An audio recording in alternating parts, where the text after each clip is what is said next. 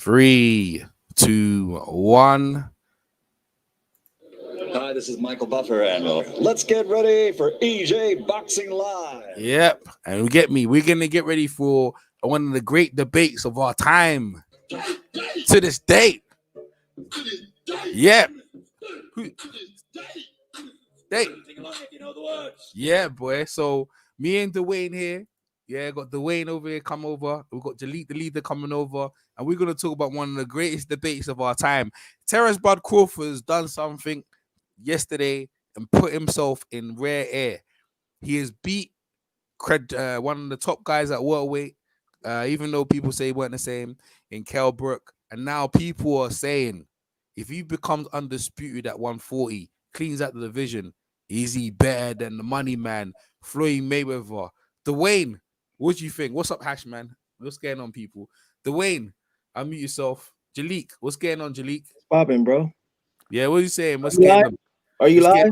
We're live, bro. We're live. So, all right. So the great answer question is that what do you guys think? Let's go with Dwayne though, because Dwayne was one who put it into my head. Dwayne, and then we go to Leak after. Dwayne.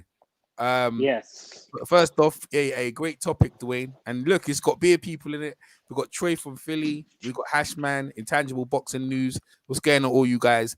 Dwayne, in your opinion, right? If he becomes undisputed and clears at 140, is he going to be better than Floyd? What's your take on that? I don't know. It's a good debate because I think what Floyd did in the early part of his career was phenomenal, like with the people that he fought. But I think if you look at his achievements, I think it will be better than what Floyd did in terms of achievements. But I don't know, man. I don't know. That's why I put the question. I wanted to know what everybody else has got to say on it. What do you think, Jalik? Yeah, let's see what Jalik. We'll fight Doctor in the house as well. Go on, Jalik. Go ahead. I was thinking. What's up, Mark? In the chat, everybody. Thanks for having me. I was thinking. I was like, bro, he keep doing certain things. He's surpassing because I already said he can surpass Hitman. I already been said that, like Sugar Ray, because I think Floyd better than Sugar Ray and them. So. Because he cleaned out 140, so you mean 147. So if he cleaned out 147, if he goes up, I actually really believe. I'm telling y'all, people think I'm crazy. I think he can beat Jermell Charlo, and that can be for undisputed because Castaño was fighting Texera for the WBO. Castaño was with PBC, so all he got to do is win, and they can make that happen. So I can see him doing that. So if he does that, if he clean out 140, 147, and 154, bro, that's he got that. Now head to head, that's gonna be clutch. But you also got to ask yourself, who will win in the actual fight? That should be off the chain, bro. That pay-per-view will be $1,000 a pop because that's gonna be Floyd met his match. But the thing that separates Floyd is once again. The same thing that separates Canelo from all the other Mexican guys is defense. And Floyd chin is amazing. So and Floyd don't start late. And Floyd do adjustments as well. And one thing that Floyd definitely does, we know his defense is better. His short punches are better, and his inside game is better. He technically can fight like James Toney. However, this guy's right hand is phenomenal. It's amazing. His right hooks, and people don't even use right hooks like that. Terence Crawford. So if they was to fight, this should be worth. This is like a legendary fight right here, and it's getting closer and closer and closer. It's getting closer and closer. But I know the game plan that Floyd would probably have. He'll walk him down and fight him on the inside like James Toney, and his defense will probably prevail him. But he'll have to earn it, bro.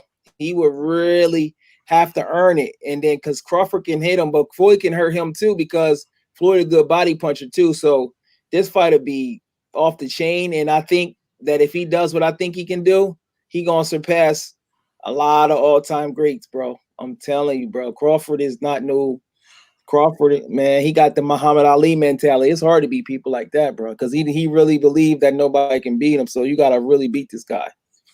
Oh, well, that's the leak's take. All right, we got the Fight Doctor. Go ahead, Fight Doctor. What'd you take?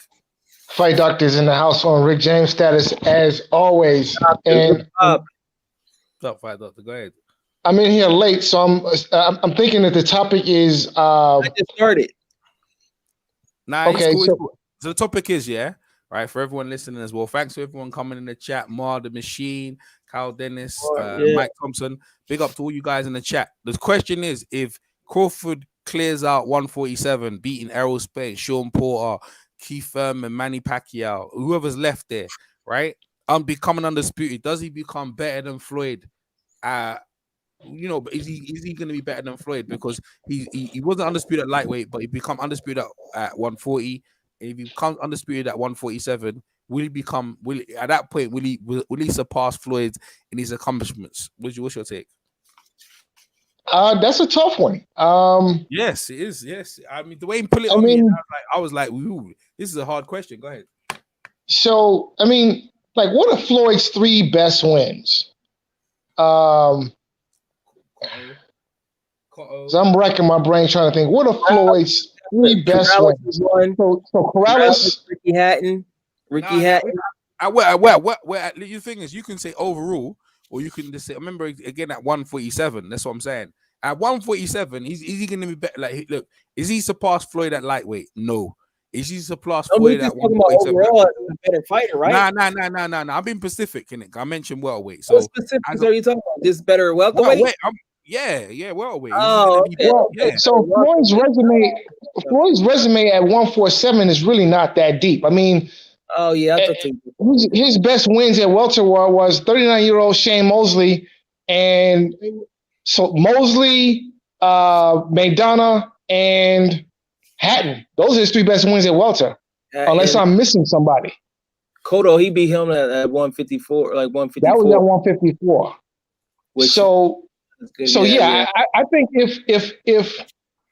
if Terence Crawford can clean out the current 147 division, and 147 welterweight is actually pretty deep. I mean, welter is deeper than it's been in a long time. And if Crawford can clean out 147, then I would say without question, he would have a better resume at welterweight than Floyd. Now, in terms of all time, that's a different story. Because I mean, that Corrales, when Corrales was like was at the top of the pound for pound list at the time Floyd beat him, and that was an impressive victory. You know, Corrales was undefeated.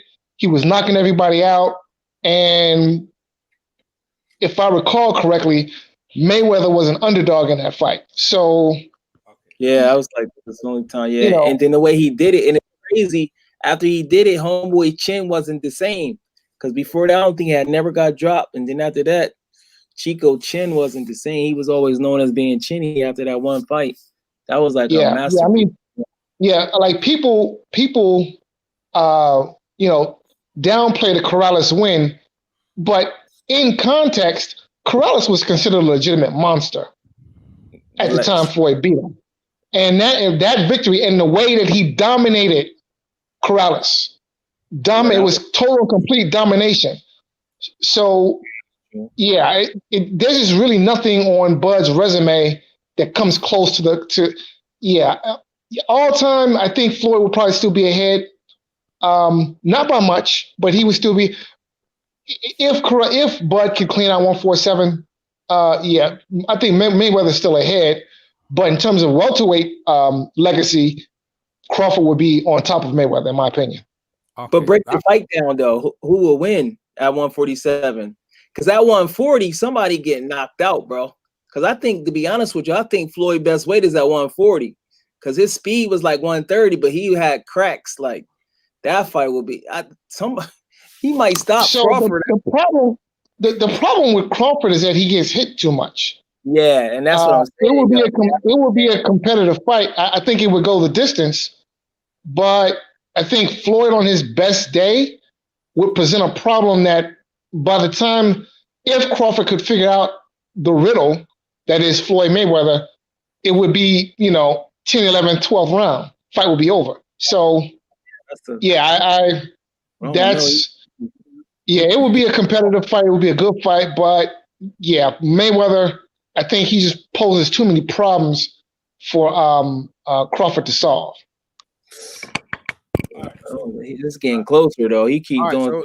So let me give my take. So everyone's done their take. Dwayne's still thinking about the situation. So Floyd, as you know, Floyd come from the low weight, super featherweight, right? Crawford starts at lightweight, and if you look at the Floyd's resume at super feather, it's great. Corrales, you know what I'm saying? Great win. Juliana Hernandez, great win. And you got other guys over there. You got Angel Manfredi, loads of guys. Great guys. Beat great guys there. I don't care what anyone said. There were some top guys back in the days. They were. He beat all them, right? Going to lightweight, you got Philip Pundu, you got Castillo. Castillo had one of the greatest fights with Corrales, but Mayweather beat Corrales, right? At lightweight. But Castillo is one of the, people got him as a tough Julio Cesar Chavez type of guy. He used to spar with him at lightweight. And Terence Crawford at lightweight beat Ricky Burns. Now Ricky Burns is no Castillo, but I'd give Floyd that one at lightweight. At 140, Floyd beat Arturo Gatti. He beat Chop Corley, and that's and that. And Henry Busalis.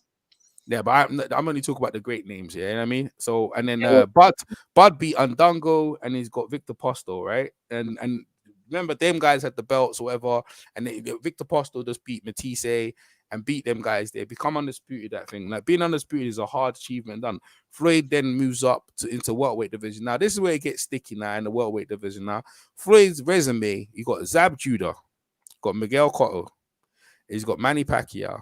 Right, who else has got over there in the welterweight division? He don't got Cotto. That was at 154. Oh, it was okay, but he was still. But Cotto was mainly okay. Even if it was at 154, like I still.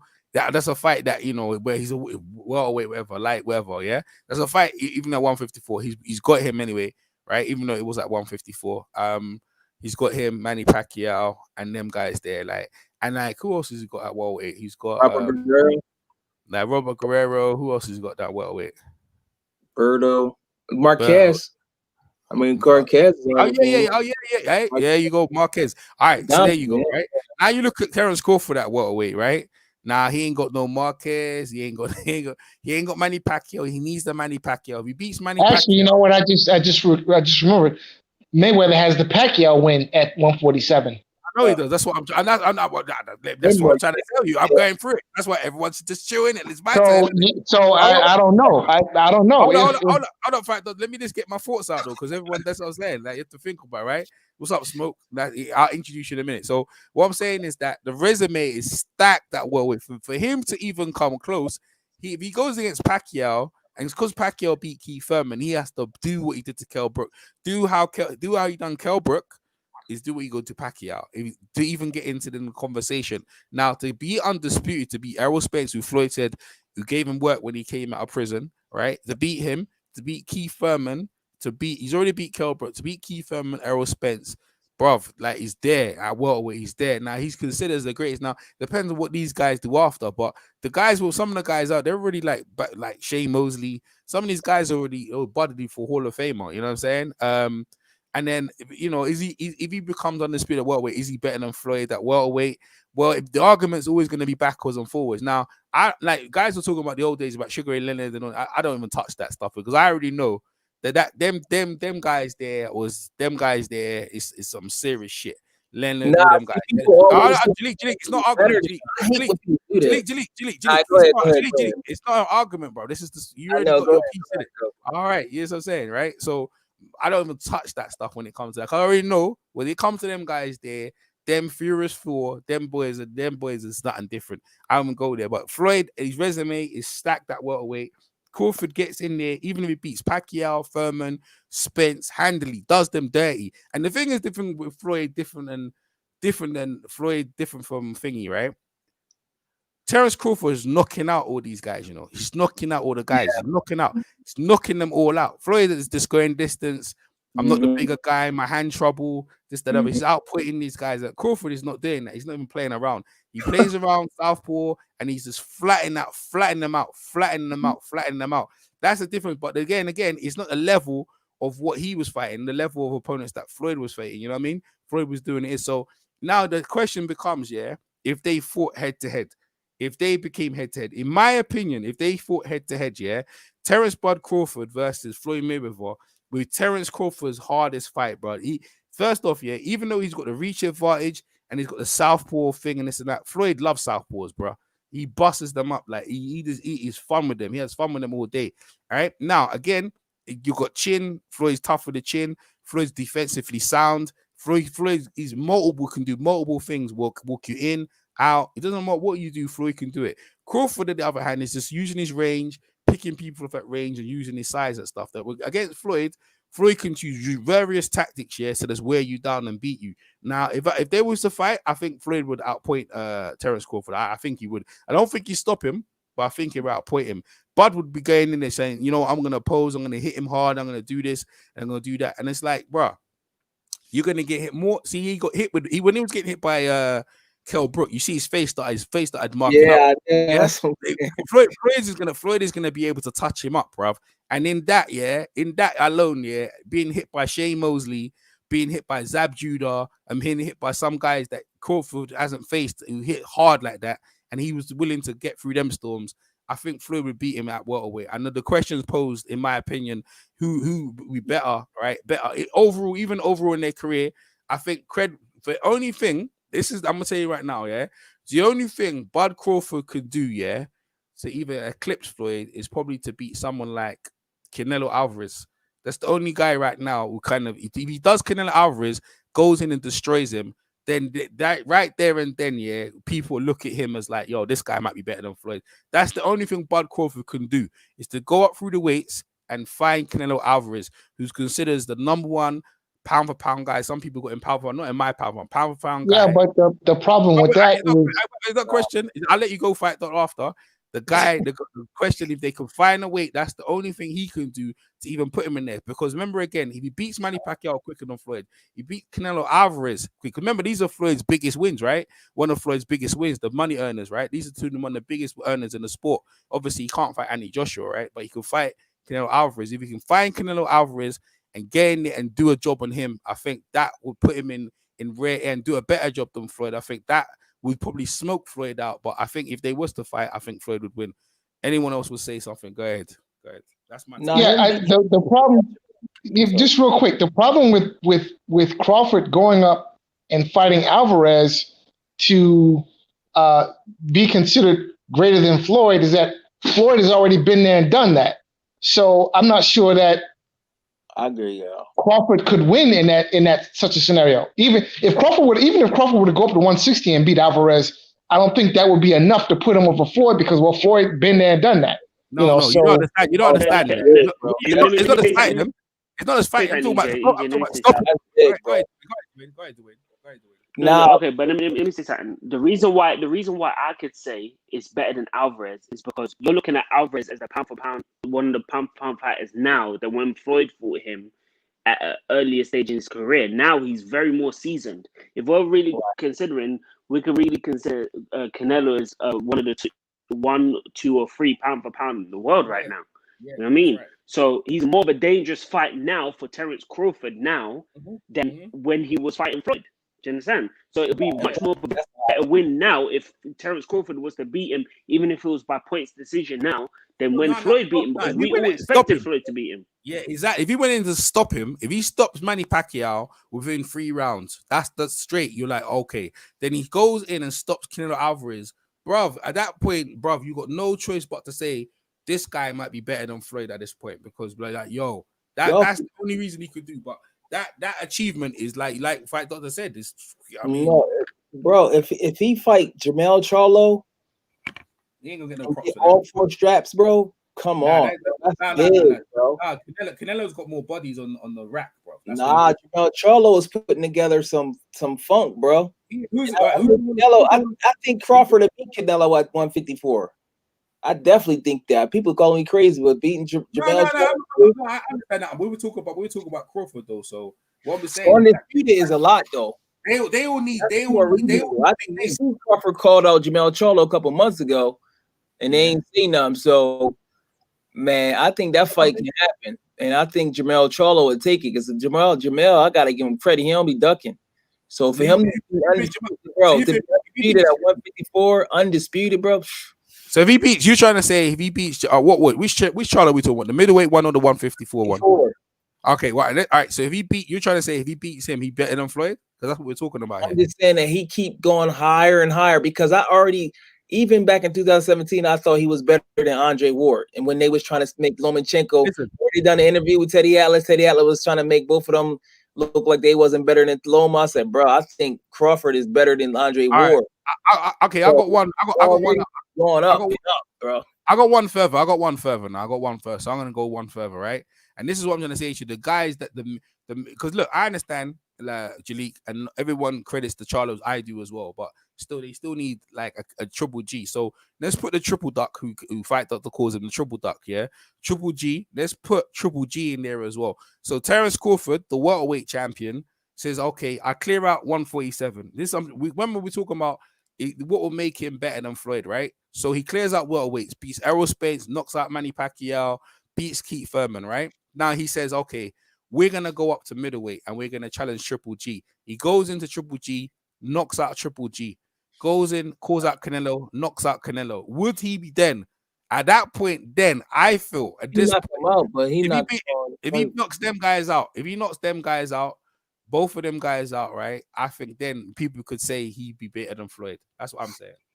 Yeah, I think they'll start saying it if he do one, because he's not gonna fight on 160. But if you look at the interview, he said he was going Texera, he was going to fight Texera, but that fight fell through. So he will be at 154. So that's like, and then Canelo, what is that Canelo at? Right? Kell Brook, he's taller than look in the ring. He looked taller than Kell Brook, bro. And he did a little bit, but then I seen another picture. He actually was shorter. Somebody said it because of the sneakers, and I did see that because it's on Fight High. It's just his arms is real long, and he just so confident. Yes. He don't mind being in that zone where he don't, he's just confident being like in a danger zone because fighting somebody like a good fight will be him against Virgil Ortiz when Virgil Ortiz get his confidence up a little bit because I like the Virgil Ortiz style. You know what I mean? Him a little bit more patient. I think he'd beat him, but that'd be real interesting because Virgil Ortiz got some crack in his right hand. If you're trying to surpass Floyd, they were them guys you mentioned, Texera and Virgil. No one cares about that. Like Triple J. But it doesn't matter. It's Floyd never been undisputed, bro. So you trying to say undisputed don't mean nothing then. No, but Floyd's had every belt at welterweight. He's had every belt at welterweight, bro. He never had no WBOs. Yeah, yes, he did. He got WBO when he beat Manny Pacquiao. He did. WBO? Yeah, the WBO. Yeah. I ain't never. Yeah, I ain't. Yeah, every belt, man. Every belt. Yeah, belts are meaningless. Yeah, no, but undisputed. He didn't know. He didn't hold him at the same. He didn't hold him at the same time. But he said the WBO. The fight with Manny Pacquiao was WBO belt. Whether the belt's undisputed, that's how people grade people up. You can't fight as a fighter and not get a belt and not be credit. Whether you think they're useless or not, they're there to show that your status, to show where you are. That's what I'm saying. And then the day Floyd had every belt at welterweight. The only thing he didn't hold them all at the same time. IBF beat Zab Judah.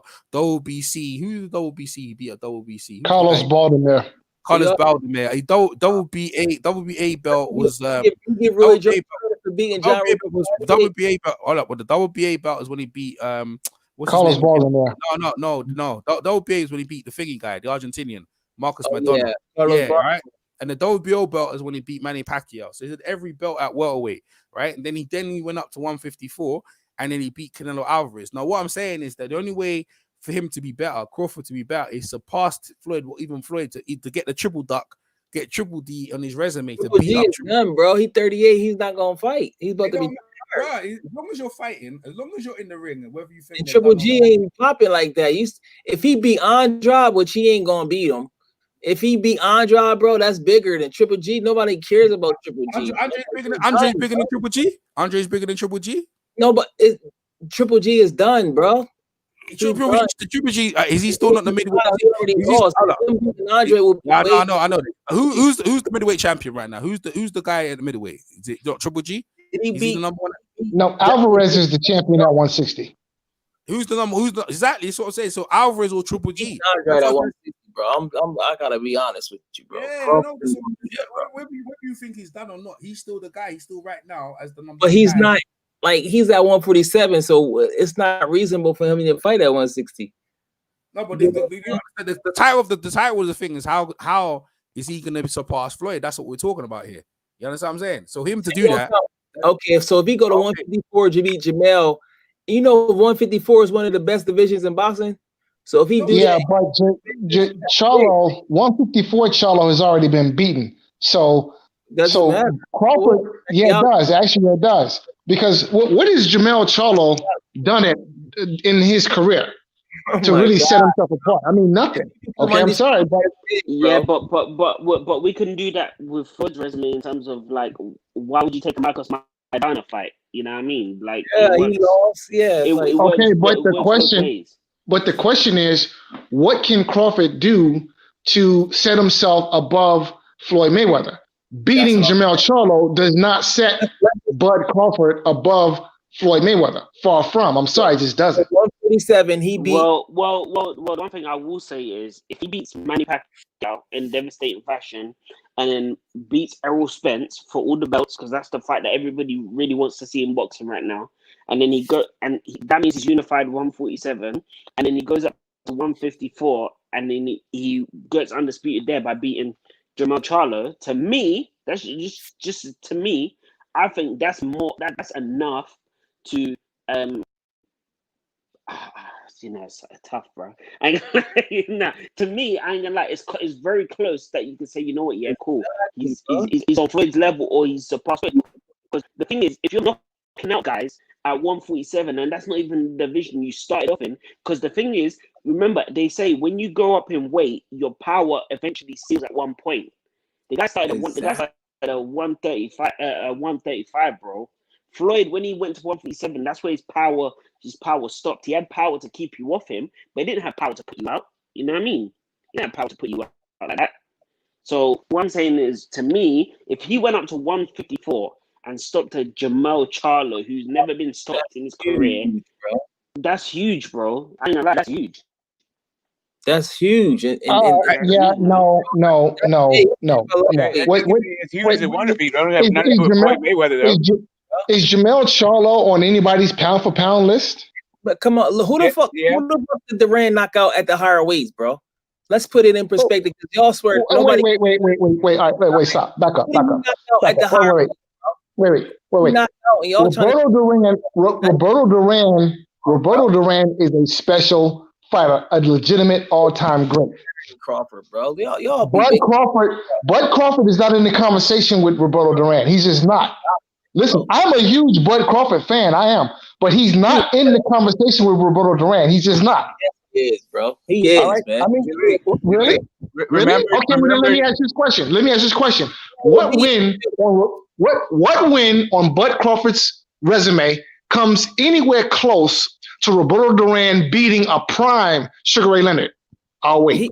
He's still fighting, because it's a different era as far as like the popularity. Okay, things. well, yeah, I understand he's still fighting, but my question is, wait, if we're gonna put Terence Crawford in the conversation with Roberto Duran, then the question has to be asked: what win on Bud Crawford's resume comes close to Roberto Duran beating and in his prime Sugar Ray Leonard? It remains to be seen, but I think he's better than Duran, especially if he's going to beat Errol Spence and all these guys, he's the favorite. You got to realize. Okay, well, listen, you can think that he's better than Duran. That's fine, but again, I need to ask the question: what has Crawford done at the higher weights? And then we said if Crawford knocks him out at the higher weights, you still downplayed it. Like, what does he have to do? Like Duran, like he quit, bro. You can't. Listen. Okay, look. You're right. Duran quit, but guess what? In the fight before he quit, he beat a guy who's arguably the greatest welterweight in history. So, and he beat him in his prime. There's just nothing. There's nothing that Bud Crawford can do right now in boxing to come anywhere close to Roberto Duran. Programming, bro. People program. They swear nobody can be better than Sugar Ray. They swear nobody can be more popular and better than Hearns. Nobody can be better than Duran, and nobody can be better than Hagler. And motherfucking Hagler ain't never move up in weight, and they make him so high. He ain't better than Bernard Hopkins. I don't know why people don't get it. People is programmed, bro. People be Wait, capping. let me ask you a question. Wait, let me ask you a question. Wait, let me ask you a question. No, I can't ask this question. Wait, hold on. Let Smoke get it. Let Smoke get something. He's been here for a bit. I would just like to point out that Jalik had Lomachenko beating Sweet Pea, right? I never get that you like people. He's lying on my name. I never said that. I never said he would beat him. Okay, so then, again, the question has comparing these new era fighters to old style fighters. Like it's not worth anything. Like I get they're not going to fight. They can't fight. The divisions aren't there. The divisions aren't there. Let these guys be great, right? There's nothing. There's literally. I was listening. We were talking about Mayweather pass. We were talking about Bud passing Mayweather. It's not going to happen because there's not enough active fighters that could compare to who Mayweather faced. That's they just your aren't. opinion, bro. You can go up. That's your opinion. I got it, and I'm still giving my opinion, right? If you're going to go back to days where there's same day weigh-ins and try to compare that to today's fighters, it doesn't match up. If you try to compare glove sizes to today's fighters, it doesn't match up. There's too many things about the sport that have changed and moved on. Right, so these ideas about these fighters that you talk about weight classes that didn't even exist in one era versus another era. Just stop with it. Like let the guys be great. Let them experience their own. Let them experience their own career. And let's appreciate. Let's appreciate. But the question. Let me. I'm almost done. Let's appreciate. Okay. Let me. Can I finish? Yeah, because you. Can I finish? Can I finish? No, I can't finish. Let's appreciate the new guys for what they are, and the greatness, their own path that they're blazing, and let's leave the ATGs where they belong. So the question needs to be asked. The question needs to be answered. What is the win on Bud Crawford's resume that comes anywhere close to Roberto Duran beating and in his prime Sugar Ray Leonard? I'm still waiting for everybody knows there isn't one, bro. You don't have to keep posing that question. Everybody knows there isn't one. Better, bro. Fight doctor.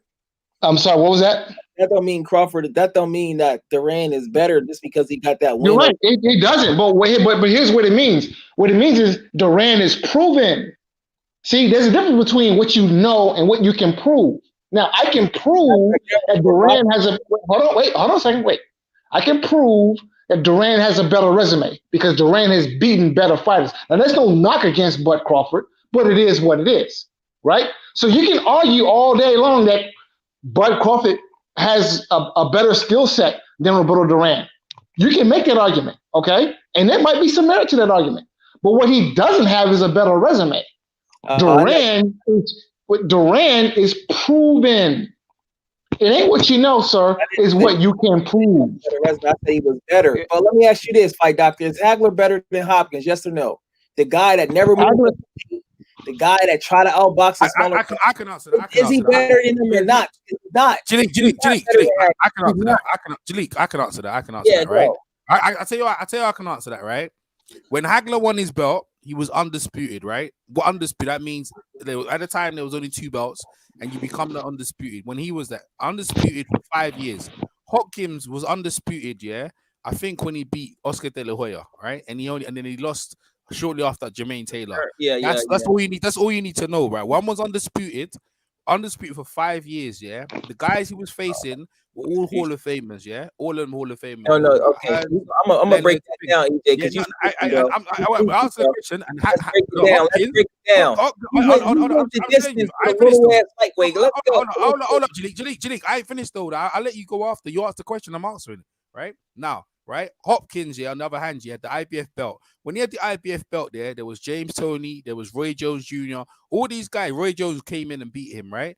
After that, there was loads of guys in his weight class. There was all guys, Jeremy McLennan. There was loads of guys. There's a Hawk, Julian Jackson. These are all great fighters, right? Oh, don't forget Mike McCallum. Mike McCallum was there. They all came through the middleweight division. Hopkins made sure he stayed in the middleweight, had 1 belt, IBF. But all the great fights were happening. They all surpassed against guys. If I go down his middleweight resume, right? He got out his middleweight resume. He ain't got nothing like a Hearns. He ain't got no Sugar Ray Leonard on his guy. He ain't got no Roberto. He ain't got no Robert Jan. He ain't got no John the Beast Mugabe. He ain't got none of them type of guys. Oscar De La Hoya was a welterweight he beat. And also he beat who else he beat? William Joppy wasn't all that. And who else? Yeah, Tito Trinidad. Trinidad was. I ain't finished. I'll let you go after. G. I'll let you go after. We talking about at middleweight.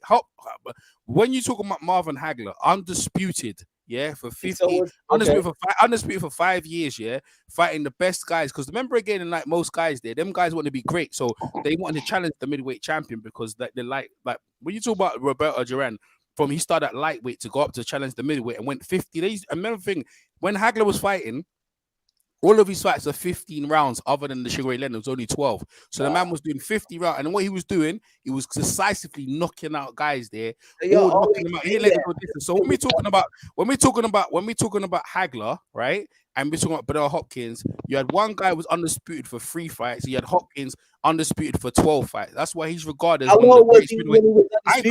I'll let you go after. You don't have to me. Undisputed for 5 years. So no, he's nowhere near Bernard Hopkins. And Bernard Hopkins knows that as well.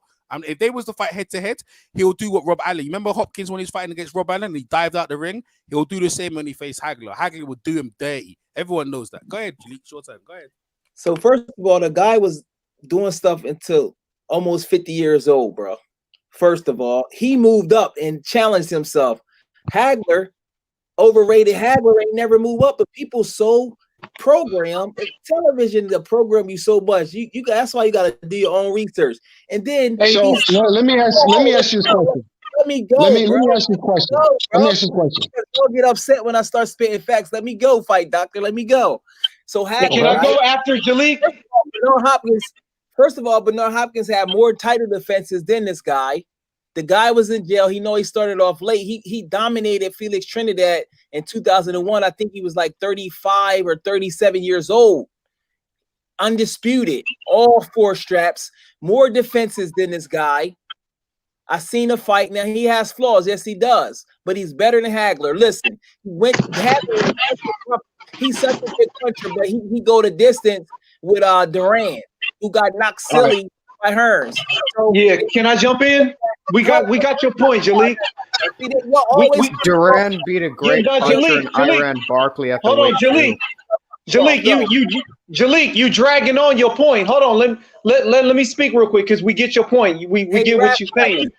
We get what you're saying. No. Listen. Does no fighter has to move up unless they don't want to? Because you got to wait. So I tell you what. Listen. In terms of the comparison, I'm not stuck like Hagler. He's a great middleweight, but he's not better than Bernard Hopkins. Bernard Hopkins. All right. So wait. But Jalik, hold on, Jalik. But Jalik, you gotta knock out Roy Jones, bro. He's not better than. You gotta compare him at middleweight. You compare him. Here's a fair way. Here's a fair way to compare Hagler and Hopkins. Right. Let's take. Bernard Hopkins. Let's take his 3 best wins, right? So let's figure out what are Hopkins' 3 best wins, and then let's compare Hopkins' 3 best wins to Hagler's 3 best wins. And then from there, we can make a determination of who the better fighter is. Glenn Johnson, Tarver, Oscar De La Hoya, and Felix Trinidad. That's 4 guys. His 3 best wins. No, I wouldn't say Glenn Johnson anyways, because Glenn Johnson, I believe, was before 2004 when he got those wins over Jones. No, he stopped Clinton Woods. Wait, when nobody else was. He stopped. All right, so you tell us, what are Hopkins' 3 best wins? He stopped him. Glenn Johnson is a great win. Oscar De La Hoya Hall of Fame. Trinidad Hall of Fame. Who's okay? So wait. All right. So in your view, Hopkins' 3 best wins are Glenn Johnson, Oscar De La Hoya, and Felix Trinidad, right? Well, Tarver is a big win too. Tarver might be higher than Glenn. All right. So wait. All right. Okay. So then we will amend your list. Who cares? Like whatever. Just say best wins. Period. Like okay. So Bernard Hopkins' 3 best wins are Antonio Tarver, Felix Trinidad, and Oscar De La Hoya, right? If you want to use 3, we can use. It okay, doesn't matter. You trying to minimize it? Just say best wins, period. Because who? Hold on, Jalik. Jalik, you literally just proved that you a casual fan because at the time Bernard Hopkins beat Glenn Johnson, he was a nobody. It doesn't matter. He beat him. That's what I said. That's what I just said. So you're a real casual fan right now. And then second, you can't compare the two overall careers. You only can compare them by middleweight standards because Hagler only fought at middleweight. Yo, Rasclot. Actually, you were straight casual. If he's so great, why he never moved up and challenged himself? He doesn't have to. Why? Because he's solidified as a middleweight. He doesn't have to. Did Hearns move up? That's stupid. Then how come the heavyweights don't move down? How come the heavyweights don't move down? Casual. Rasclad. Duran. Casual. You sound stupid. He started off at 135 and moved up, but somehow Hagler is so much superior than everybody. What do you need to move up to fight anyways? All the guys, all the big money guys are coming up and fighting him. Okay, hold on. Let me kill him. Jalik, who's the big names? Who's the big names Hagler should have moved up to fight then? Give us the big names, Jalik. We got to, and the crazy thing about it. Come on, you stuttering. Give us the big names Hagler should have moved up to fight. Damn. Hey, Rasclad, I don't got to prove my knowledge. You did. You need to move up and beat Doug DeWitt. You did. Next. And Donnie Lalonde. You got. Next. You did. Next. Okay. The thing about Marvin Hagler, Marvin Hagler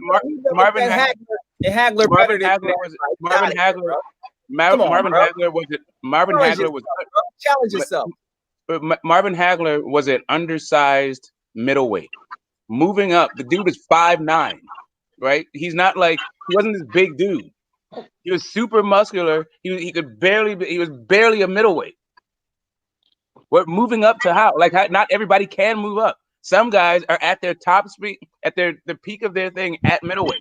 Triple G and above and beyond that, Hagler was fighting in the same day weigh-in era. Thank you. Somebody correct me if I'm wrong. Exactly. Thank you. Something Jalik don't know about. Right, because if Marvin Hagler gets to rehydrate, how the fuck you think he gonna be? He gonna be big as fuck compared to these middleweights with a 75-inch reach. If he had a 75, if the middleweights of today were fighting in the same day weigh-in era, none of them would be middleweights. They would all be light heavyweights. And they would get their ass whooped by Matthew Saad Muhammad. Also, Jalik, why are you criticizing Marvin Hagler's punching power? Bernard Hopkins wasn't a huge puncher. He went the distance with a shot to pieces, William Joppy. Okay, let me ask you this, Intangible, Mr. Tanaki. I don't even know who is Tanaki, bro. You in love with this guy? You like to sleep with this guy? I don't even. Bro, where the fuck did Tanaka come from? If Hagler is so great, why he didn't? Why y'all making excuses for him? If he give us the names he should have fought at light heavyweight, Jalik. Why is he going to distance? Give us the names. Why is this all-time great guy going to distance with lightweight? Because you don't know the names. You did. You were casual. Give us the big names he should have fought. So he's greater than Bernard Hopkins. The one thing about Bernard Hopkins he knocked you out. We're talking about middleweight careers. We're talking about middleweight. And that's what I'm talking about. Didn't he beat Duran at middleweight? This dude is hilarious. Did he? But guess what? When Trinidad was one of the greatest welterweights ever, and he knocked his ass out, didn't he? But guess what? He goes the distance with Duran. By a light ass. Wait, so and Bernard Hopkins, my friend, what's your name, Jalik? Dude, you should really stop while you're ahead because you're making yourself really look like a casual. No, he is a casual. The more you degrade people like Hagler and Roberto Duran, bro. Guys who are legitimate all-time great. Listen. In the pantheon of boxing gods, people like Hagler and Duran are at the top, at the very top. Because y'all been programmed to think like that. That's why. Y'all been programmed. But if you speak facts, and you'll see why didn't he move up. And then y'all start making excuses for him. That's called condition. Wait. So let me ask you a question. It's not programming. You just weren't there. You weren't there, so you don't know. Me. It's not programmed to you because you weren't there. You weren't. Get Jalik. Hold on, y'all. And so you don't know. Hold on, Jalik, give me all of Bernard Hopkins' big names at 160. I listen, bro. I don't gotta prove my knowledge to, but You did. You do have to. If you're trying to argue that he's better than Hagler, you have to provide the evidence. First of all, who got more title defenses, Bernard Hopkins or Marvin Hagler? Give us the big names. Who got them? Antoine Edwards was a one-punch knockout artist, kind of like Randall Bailey. He beat him twice. In one of the fights, he got slammed and messed his shoulder up and came back and knocked Randall Bailey. Dude, wait. Now, let me interject for a second. Listen, let me interject for a second. Look, Bernard Hopkins is a legitimate great fighter. I'm actually a huge Bernard Hopkins fan. I've been watching Bernard Hopkins since like the early 90s, okay? That's how far I go back. I was watching Bernard Hopkins fight live in the early 90s, right? So that's how far I go back. A lot of these fights you're talking about, I watched them when they aired live. I'm a huge Bernard Hopkins fan, but Bernard Hopkins is not Marvin Hagler. He isn't, and I'm saying that as a huge Bernard Hopkins fan. Okay, but he isn't Marvin Hagler. I'm sorry, he's not. Jalik, let me ask you a question, Jalik. Go ahead. Since you're so happy about Bernard Hopkins moving up, and you're really happy about that, let me ask you a question. How come Bernard Hopkins didn't move up with Roy Jones and James Toney and them when they moved up? How come Bernard Hopkins didn't fight Nigel Benn and Chris Eubank and all them? Because he's a big ass middleweight, like you said. So answer that question. I never said he was a big middleweight. You did. You out of here. Why didn't in fact, Bernard Hopkins turned professional at light heavy. The guy that you capping for never moves up. Why didn't he move up and fight Kawasaki at 168? The guy that challenged himself, the guy that knocked out. Why didn't he move up and fight Sven Otka? Getting beat. How you going? Did he just say Spanaka? Yeah. You can't lose to a welterweight, bro. All right. The unbeatable Spanaka. Yeah, EJ, let me get it. All right. We're gonna bring it back. The funny game is over. Hey, hold up, Jalik. Let me get a one-on-one because they can't beat me one-on-one. Go. Yeah. All right, Jalik. Hey, Jalik's got his opinion. That's fine. Hey, Jalik, then no one's gonna change their mind, right? And that's it. Hold on, Jalik didn't answer the question. Nah, he doesn't matter. It doesn't matter, man. It doesn't matter. Right? Let's go back. Since you guys are here, right? So I want everyone to all answer the thing because I think this is more legit thing. Terence Crawford does beat Kell Brook. Now I'm gonna go through the panel because Smoke jumped in. Yeah, I appreciate Jalik changing, taking us another direction. That was a good topic. And let's talk about Smoke. So Smoke, you're gonna answer first, then Ross Clark and Intangible, right? Now, if Terence Crawford becomes undisputed at welterweight, will he surpass Floyd at welterweight if he becomes it? And then another question is that what does Terence Crawford have to do if he wants to surpass Floyd? Now, Floyd is saying, I want Tank to be better than him. There's no way, in my opinion, I don't see how Tank here in them lower weights, and he's big as it is, I don't see how he can surpass Floyd. But Crawford, at this point right now, at this juncture right now, I think he has a chance, if he wanted to surpass Floyd in accomplishments. So what does he have to do? And if he becomes undisputed at welterweight, what does he have to do? Let's go to Smoke. Everyone else mute. Everyone else put themselves on mute. Go ahead, Smoke. So, hold on one sec. To surpass Floyd at welterweight, in accomplishments, you could become undisputed, right? So in accolades, right? But in order to pass him, you have to actually fight guys that are of equivalent caliber and stature and have accomplished more in the sport than guys who are actually in the welterweight division right now. So there's no way that he can match him in level of competition, but he can surpass him in accolades with something like by becoming undisputed. What about how does he surpass Floyd in his career? What does he have to do to surpass Floyd in his career? He probably has to fight for another 7 years. I mean, So if he became undisputed at welterweight, undisputed at lightweight, everybody would be I mean, not at lightweight, sorry. He was undisputed 140. If you become undisputed at welterweight and undisputed at 154, people would be talking about him, but I think in a different light, not like better than Floyd, because there's the issue with Floyd is twofold. First off, all the championship fights he had, and then secondly, all the guys that he fought on his resume that are also all-time greats. He has like half a dozen guys who are Hall of Famer, all-time greats, and Terence Crawford at this point has 0, right? Like if he fought Manny, it would be 1. And then if he fought 154, it'd be 0 again. So like really, even if he was undisputed in all 3 of those weight classes, he'd face 1 Hall of Famer. So there's just no way to do it. There's not enough guys who are the caliber of the guys that Floyd fought. Okay. Thanks, Smoke. All right, Ross Clark, go ahead. I think if he became undisputed at 147, I think it'd be a bigger accomplishment than Floyd only at 147. And plus he was also undisputed at 140. I don't like the fact that he didn't defend his undisputed at 140, but that's a big accomplishment. So if he became undisputed at 147, only at that weight class he would surpass Floyd. But in terms of overall career, the answer would be no. Floyd just accomplished a lot, and he's been fighting much longer. And Floyd Mayweather resume is a lot better than Crawford's. So for me it'd be overall career no. Only at 147, yes. If he became undisputed. Yeah, too many champions. Intangible. Go ahead, Intangible. 147, yeah, probably. Overall career, no. Still a lot of work to do there.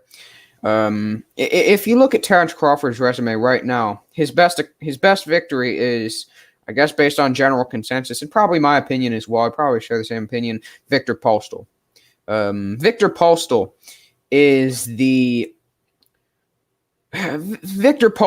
guy who is a one-time champion in one specific weight class, and never, since Matisse, has never beaten any of the elites at 140.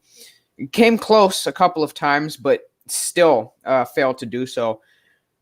So a one-time champion in Victor Postal is the best win on Terence Crawford's resume, whereas Floyd has, like Smoke said, around half a dozen guys who are probably going to enter the Hall of Fame.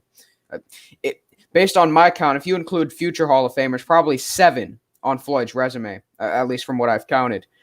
Now, getting into if Crawford becomes undisputed at 147, he would have to defeat, let's say he goes on in his next fights to defeat Errol Spence and Manny Pacquiao.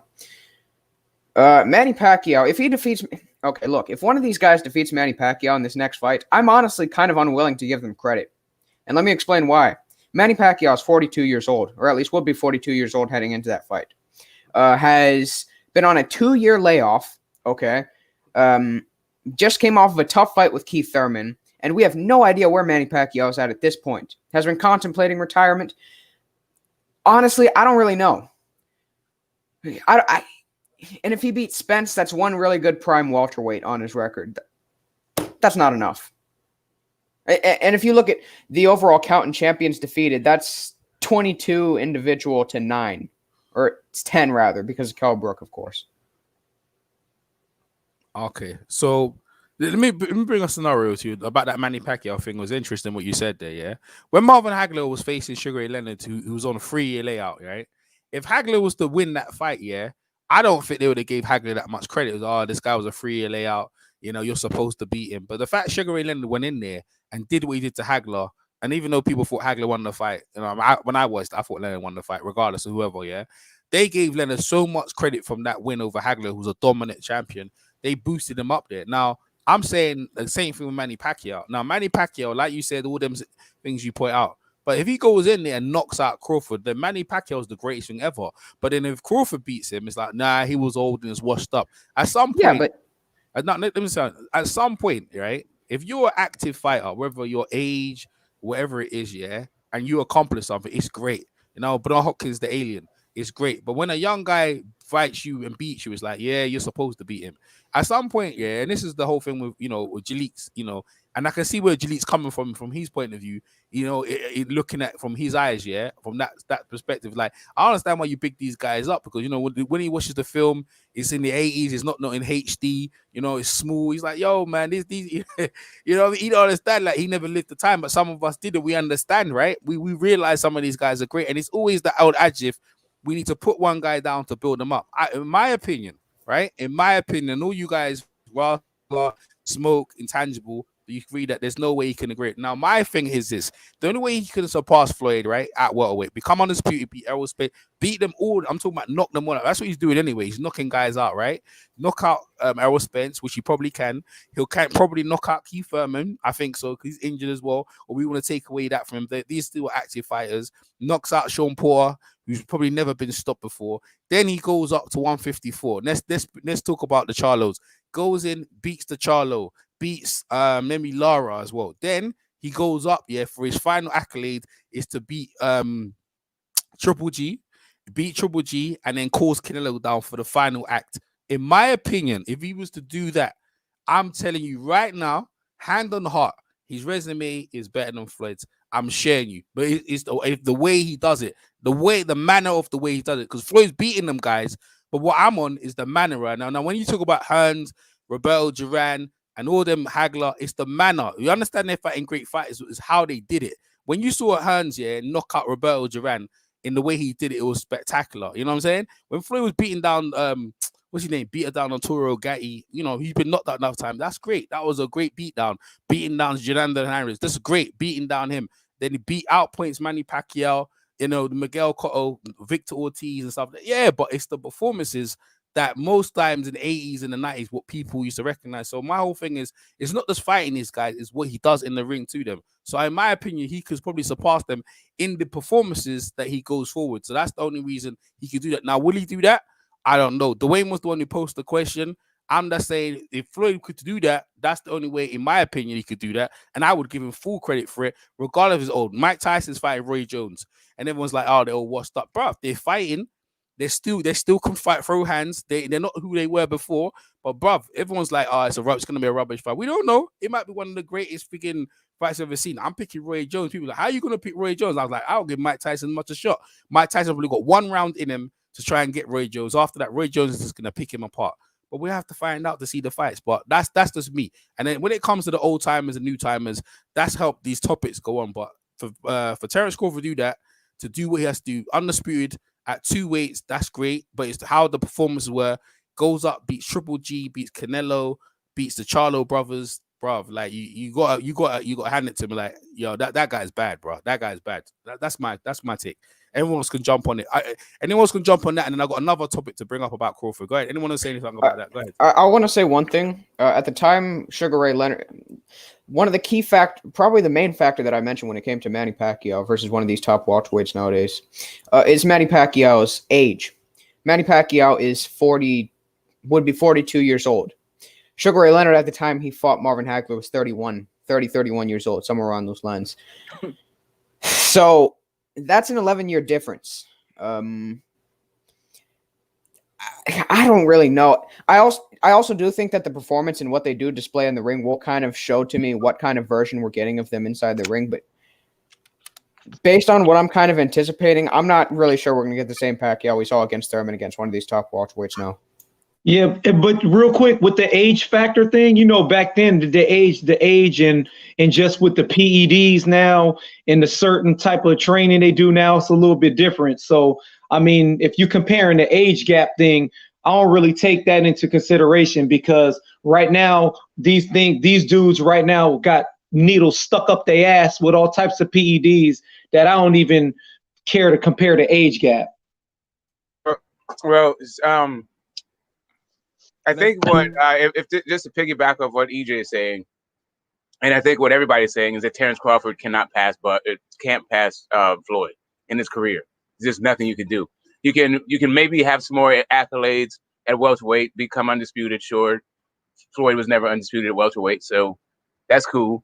But yeah, that stretch, I guess he'd have to start fighting now, right? He'd have to start fighting and knocking out everybody right now, stopping guys that never been stopped and all that stuff. It's an awfully tall order, and more likely than not that he will not be passing Floyd. Yeah, I agree. He's not going to pass Floyd. He's not. It's funny how people get programmed, bro. I understand. I forget the word is for, Ras Class sound like the guy, like when I used to go to school, I had to walk 5 miles. Hey, but I'm out, EJ. Appreciate you. I'm gonna catch the replay. Shut up. When I went to school, I had to walk 5 miles. We didn't have computers. We actually wrote in cursive. We couldn't use calculators. Everything. Ain't nothing wrong with that. I don't know what the hell you're. Half the guys on the panel are like that, bro. Half the guys on the panel are that. You know what it is? You know what it is? Like it sounds like it sounds like the old people. It sounds like the old people abused Jalik. Like he have no respect for nothing that he didn't witness himself. Absolutely. Can I ask Jalik a question? Dude, how old are you, man? Don't worry about it, bro. That's how Rob Scott is. No, you know. But I understand. Well, I tell you what. All right, so Jalik, let me. I understand how conditioning works. It's a mental condition. So let me clue you in on something, right? Let me clue you in on something. I've seen, like, I was watching Larry Holmes fight when he was the heavyweight champion of the world. That's how far back I go. Right? Okay. So I've been watching boxing for a long time. Right? And I'm not even talking about old Larry Holmes. I'm talking about when Larry Holmes was in his prime. I was watching boxing back then. Okay? I remember sitting on the couch with my old man watching Larry Holmes fight in his prime as the heavyweight champion of the world. Okay, so what I've been watching boxing. So what it means is, hold on. So what it means is, I've been watching boxing for a long time. So I was around to watch all these people that we're talking about, right? Larry Holmes, Marvin Hagler, Roberto Duran, Sugar Ray Leonard. I was around to watch them fight live, right? I was around. I saw like all these guys fighting live, right? I saw all of that, and I get it, and I understand. So all right. So my opinion is an informed opinion because I saw all those, I saw those guys fighting live. Let me ask you this, Fight Doctor. Do you think the cartoons that you watched as a kid is better than the cartoons that's out now? Yeah, hell yeah, they are. Because that's conditioning. Hell yeah, they are. That's what happens when you're hell young. yeah, they are, bro. You know what? Every generation swears. Everybody does that, bro. What's better than Thundercats? What's better than you tell me what's better than younger? That's why. You don't know how it has nothing to do with them being young or older. If you haven't seen the cartoons he grew up with, how do you know? How do you know that? How do you know if you didn't see the cartoons he grew up with? Everything is better from back in the day. Hey yo, how do you know that isn't better if you didn't experience it? Yeah. Listen, I won't be surprised if Fight Doctor probably think Atari is better than the new Xbox that just came out. All right, so here's the thing. You know what? Hey, Jalik, don't knock it now. If you played Atari, don't knock it. Yeah, exactly. You didn't play Atari. Did you play Atari Defender? Did you play Atari Asteroids? Did you play it? Hey, Jalik, if you played the Atari was addictive, you know. Don't get it twisted, you know. Them consoles were addictive. Now, listen to this, Jalik. Let me. You give me one cartoon. You give me one. Jalik, you give me one cartoon that's better than Thundercats or Dungeons and Dragons. I'm waiting. Go ahead, tell me which is better than. I was just proving the point how that's how people do that. Whatever they grew up on, right? Exactly. That's the point. Like you watch boxing long enough, you see generations come in, and every generation swears that their generation was better than every other generation that ever came. And that's all it is. See, the thing is, when Fight Doctor comes into the fray, that's he comes in to mash guys down. You understand? Fight Doctor comes in as the executioner, right? He don't say much, but he comes in, he's coming to chop them up. Smoke is always shifting around looking for that heat, And then you got the Ross Clark down there. These are some serious executioners.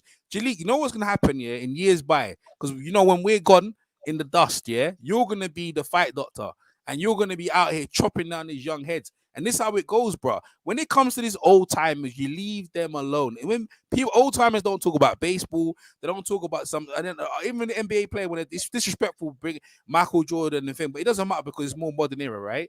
But what people need to understand, and going forward, leave the old timers alone. The only way you can judge someone's career is when their career is absolutely finished. When their career is finished and it's all said and done, then you can say, okay, let's compare this guy's career, and then you can do that. Other than that, while they're active, it's very hard to do that. It's disrespectful. But this is the way it is. They always do that, and then you always get the old timers on. There's not many people like Fight Doctor on the thing. You got to treasure these guys while they're here to give the knowledge. How many guys you know watch Larry Holmes live? There's not many guys like that on YouTube. I like Fight. I know you don't mean that. Jalik, I know you don't mean no disrespect to the thing, right?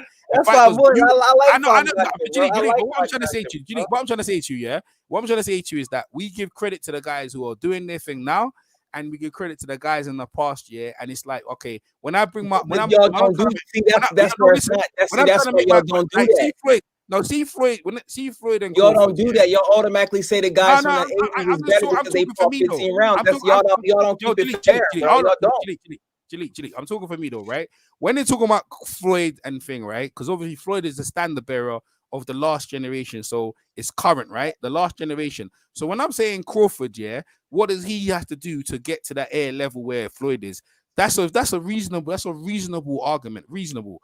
Now, not reasonable when you see Roberto Duran on them guys, their careers are over. So Terence Crawford is still active. Floyd's career, he still hasn't been inducted to the Hall of Fame, but we know he's going there. So when it comes down to it, you can arguably, let's go, whose career was better?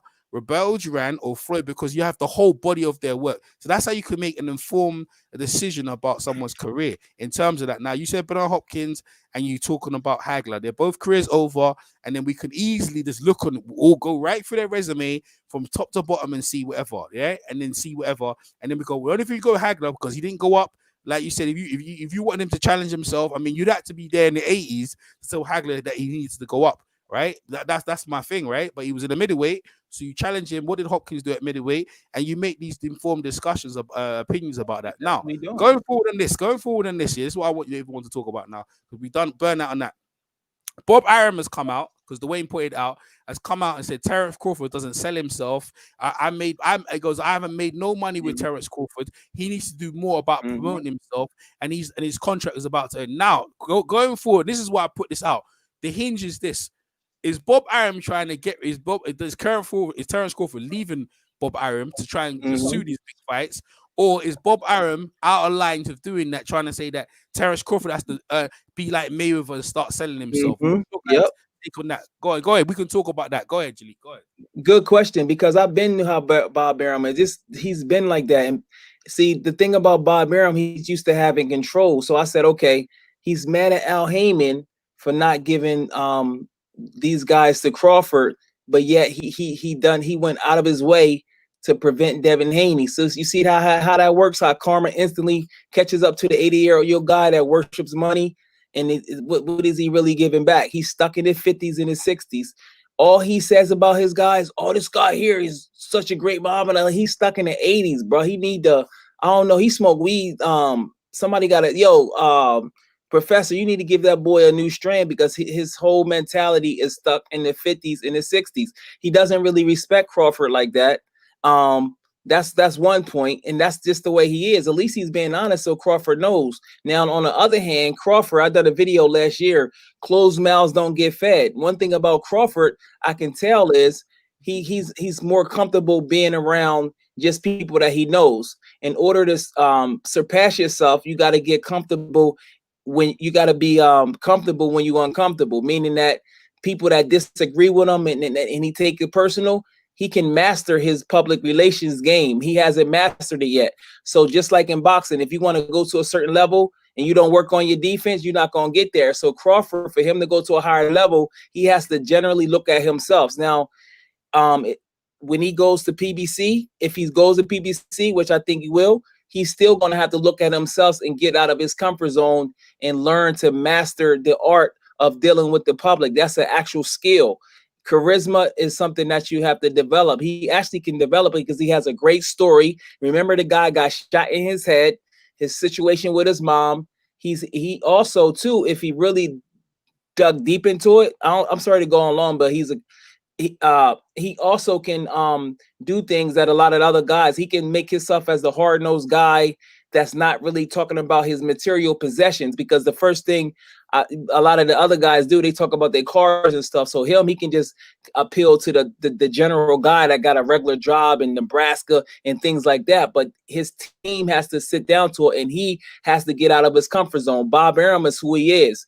Lomachenko is his savior, and Tyson Fury is his savior. He don't know how to promote black. He doesn't know how to do it. So I don't know why Shakur Stevenson would even sign with them. Like, how many times a guy got to do something? They're good at matchmaking. That's it. He don't even promote to a female. But he is right. Homeboy does have to promote himself. But if he have to promote himself, then why the fuck is he paying Arum all this money? Just leave him. His contract is up probably in October. So I mean, Arum is what he gonna do. He doesn't know what he doesn't know. He doesn't have no people from the hip hop generation that appeals to that demographic that work at his company. He just doesn't know. I bet you nobody that worked for Top Rank know how to play spades. I bet $1,000. Nobody that work at Top Rank know how to play spades. I bet you. But that's it. Hey, don't mind if you're long on that, man. That was a good take. Who's next? Anyone else? Who wants to go next? I'll go. Go ahead. I'm going to start with a prediction that Monster Inoue will still be promoted as the #1 pound for pound out of Top Rank. Yep.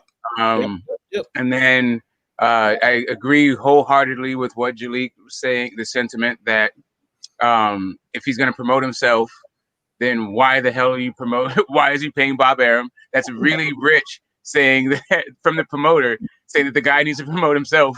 Right? Like that's real funny, right? So basically he's just telling him to get out. And he also doesn't really know how to promote. I would say that what Top Rank is still good for young talent, to develop young talent, but there's a certain point when you need to graduate from Top Rank. Like, you don't want to be, it's like being like 19 or 20 years old in high school, right? Like, at a certain point, you're just hanging out with kids, and the dude they don't respect you over there, right? So you have to move on with your career. As far as Buzz and his charisma goes, I don't think that he's ever going to be really all that great for public consumption. I think he's just a little bit too mean, and he wasn't breastfed like that and hugged and shown like love like that. So I don't know that that's really in him. I don't think that's really in him. I think really he gravitates to more like dark and hard shit. Like, I don't know. He may need a promoter, just not that guy. If he goes to PBC and promotes himself, he's probably going to be missing out on a lot of money. As far as Top Rank goes, like, Bob is a shop promoter. He's washed up. The best days are behind him. And I'm sure he's got some great weed, and I don't know why I would ever hire based on the criteria of if you play spades or not. Okay. All right. Intangible. Go ahead. Hopefully Crawford goes to the PBC where big fights are more likely to be made. Oh, that's let's just try to show it sweet, bro. All right, who's Tanaki's promoter? Whatever that guy is that you falling. You sound like you got a tattoo on your chest with the guy. Kiyoshi Hatanaka. Who's his promoter, bro? Like, what weight class does he fight in? 115. His promoter is Kiyoshi Hatanaka. Oh, okay. Let's see if he fight Chocolatito or something. We'll see. I'll check him out. It's actually fairly possible because Chocolatito's promoter is in Taiken, however you say it, which is also in Japan. So that's possible. Right. I'll check him out, bro, because you got me wanting to watch him. I said, okay, let me give him a chance, bro. And that's what's up. Fight Doctor, what's your take, bro? Yeah, Arum is a cancer on the sport. Him and the Don King, that era, those guys, they need to get put out the pasture. Arum, the way he does business is shady. I mean, boxing is the business of boxing is dirty. Always has been. I suspect always will be. But Arum seems to just be caught up in how boxing was run back in the 50s and the 60s, and maybe that model doesn't work in 2020. I think Crawford would do himself a service if he got the hell away from Arum. Arum is a cancer on the sport, and is definitely a cancer on Crawford's career. There's no reason why Crawford Pacquiao could not have been made when they were both under the same promotional umbrella. Same thing goes for Crawford and Mikey Garcia. They were both under Top Rank. That fight didn't happen. Bob Arum has a habit. He denied us the Gamboa Lopez fight. Mm-hmm. Bob Arum has a history of denying the boxing public the fights that need to happen. He has a history of denying his fighters the fights that need to happen. Look, there's a reason why people like De La Hoya, Mayweather, Pacquiao, there's a reason why they leave Bob Arum, and what do? They go on and make tons of money. I mean, how much money has Oscar De La Hoya made post Bob Arum? He made a ton of money. How much money did Floyd Mayweather make post Bob Arum? The man has made an ignorant fortune post Bob Arum, an ignorant amount of money, a stupid, retarded amount of money post Bob Arum. Why? Because Bob Arum is a cancer on the sport of boxing. He's a cancer on a fighter's career after a certain point. Wow, that's deep, bro. The thing is, to me, but I rather the devil you know and the devil you don't know, because a lot of these new guys like Eddie Hearn and DAZN with these weirdos, like that's what I call DAZN, they're weirdos coming into the sport. I don't trust them. And the HBO, if you talk about cancerous, they became cancerous to me. I hear what Fight Doctor saying. I just disagree in terms of Bob Arum. Bob Arum, I agree, he's holding back fight. He's saying the Inoue fight versus the was Joe Casimiro. No. He said he don't want that fight only until they have crowds. I'm like, Bob, what are you talking about? Like, why would you do that? Because Bob, I realize at this point, and this is just me learning about the sport, in actually being a coach and being in the professional game. I realize everything is about money. It's not about great fights stylistically. It's nothing about that. It's about how many people can fill the seats, how many people can buy the pay-per-views, and how much the TV viewership can do. That's all it's about. And when it comes down to the big thing, if it's a great fight, great. If it isn't, it's that cool. But as long as they make that buck at the end of the day, that's all they care about. And that's what Bob Arum said. He said about Terence Crawford. He had Lomachenko and Terence Crawford, and he didn't make no money with the two of them. 100% he didn't make no money, because Bob Arum, and this is another thing I heard from that guy Billy C back in the days. He goes, "You got these promoters out there. They just do the old thing. They don't promote. What they do, they use the TV networks to promote the fighter, and he lets the fighter do." Bob Arum sits there in his old wheelchair, rocks the chair, sorts the fights out. He lets the fighters develop their own personalities and let them sell the fight. Now, when the fighter says certain things, who puts their foot in the mouth, then Bob Arum comes out and said, "Yeah, he should have said that. I don't know why he said that. This guy's a jackass," and it always makes him look good. That's what Bob Arum does. Now, Terence Crawford. Now, anyone knows about boxing, right? Mike Tyson liked pigeons. He liked tigers. Terence Crawford likes fishing, and anyone knows anyone about fishing, because I used to fish when I used to be in the countryside when I used to grow up. Anyone knows about fishing, you need to be patient and watch. And he ain't dumb. So when he say you don't need to talk and act the fool and act stupid, that's exactly what he's doing. Bob Arum finds it extremely difficult because he doesn't act like Terence Crawford doesn't act like a fool. He's very cautious with his money. He don't waste his money. He ain't drinking, ain't doing all the things that Bob Arum can or Don King can kind of use and trying to manipulate and stuff like that. He don't do none of that stuff there. He's just very cautious. You don't need to promote anything. If that's your job, you're supposed to do your job, then we're supposed to go. And Bob Arum said he didn't make no money. I was like, how do you make no money? You could have had him then in Nebraska, pay-per-view down Nebraska, and built him up well. I mean, I think he took Michael Nunn down Iowa. Iowa. Yeah, he took him down there for that fight with James Toney to promote him, and that was a big fight. And then he had him get knocked out. But Terence Crawford never got knocked out in Nebraska, and the crowd. That's not his fault. The crowd's out there, but he's criticizing the crowd. I think it's time for Bud to leave. He needs to cross the road over to Showtime, and where I feel that Showtime, to be fair, more fairer, and I think they kind of look after the fighters a bit better than what Bob Arum is doing. And I 100% agree. Whoever said, I think it was Smoke, that you start your career off like it's like graduation and you go up and you do your own thing. Now the problem is that when you're getting all that huge money, what do you do with Oscar De La Hoya? You know, buys fishnets, put stuff up his nose. Floyd Mayweather buys a whorehouse, a stripper house, and does all he does with his money. And then Manny Pacquiao, to be fair, I remember when I talked to Freddie Roach, yeah, all he does is give out his money. As soon as he does, there's a line of people outside his mansion, and he hands out $50 to everyone. Anyone who wants it, he just gives out his money. Freddie Roach said he saved some money back from Manny Pacquiao because Manny just gives out his money. He can't believe it. He earns all that money and gives out. Ali used to do the same thing. He used to just give out his money. He just hand out the money to whoever needed it. And like these guys are just boxers are rare people, and people do exploit them. And I think at this point, Bob Arum is finding out. And the thing is, you think, why does he need that money? That you're old, dude. Why do you need so much money? And Marissa Suleiman or whatever, not Marissa. What's his name again? Not Marissa Solomon. It's Solomon. What's his name again? Solomon. Yeah. Marissa. Why does he need so much money? Like, why are you cutting down your WBC belt? Used to be a standard bearer belt. You used to get there. I think there was WBC International. That's for us over the UK. And there was the main WBC belt. It was only 2 belts they used to have. And all of a sudden they cut the belts down, put sanctioning fees and all these belts. Why did they need? You know why? Because they've got 3 big buildings in Mexico City. These buildings must be expensive, and I think they're costing millions to keep all them people in work. Because remember, things change now. The technology is more faster, and I don't think they've updated. So you have to pay all these workers. That's why he split the belts up to pay people because he's going to run himself into debt. Bob Arum now is Bob Arum in debt? Why does he feel that he needs? I'm not making no money. Because why do you need so much money when you've earned so much money over freaking how many years? Is he broke? I don't know, but I know that, bro. He ain't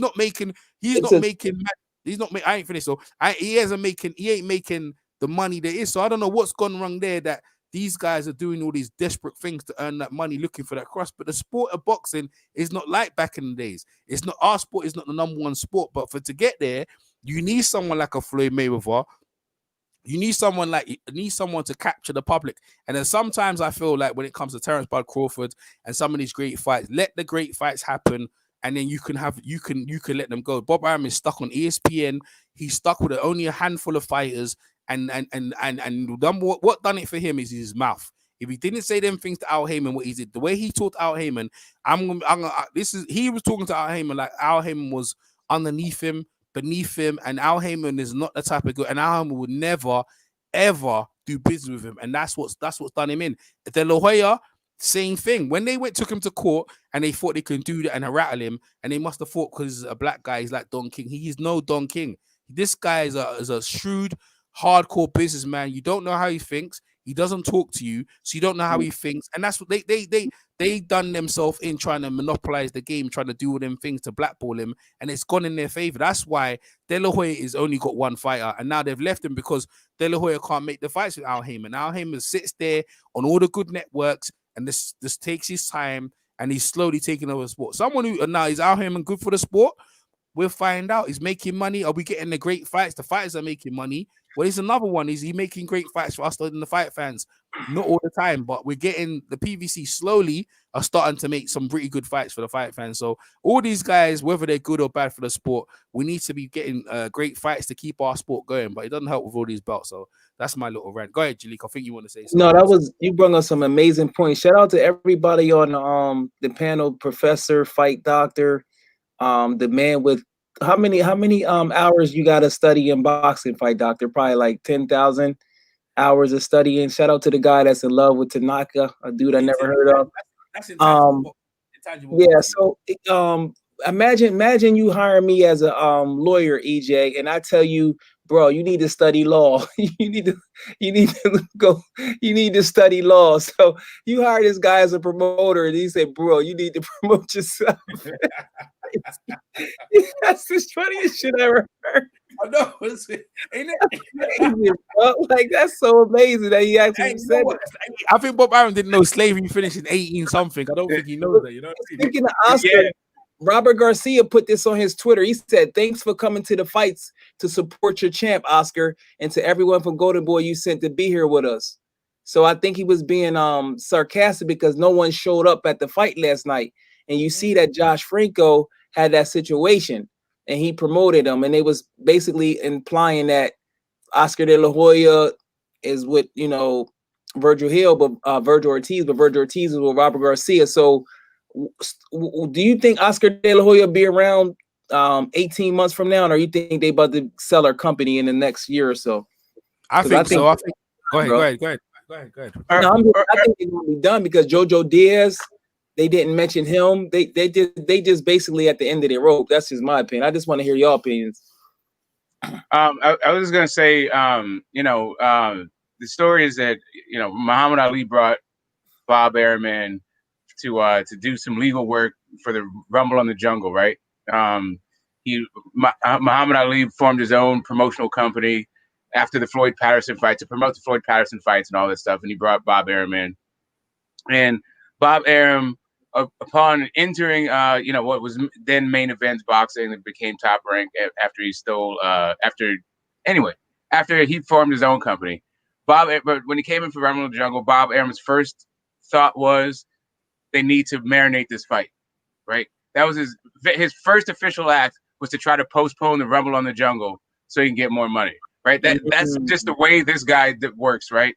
I think he's done an excellent. He's had an excellent career, and I think the sport in times have passed him. Like the way that he talks about fighters, what he thinks people are, the way that he treats other human beings, it's just not what is cutting edge public relations these days.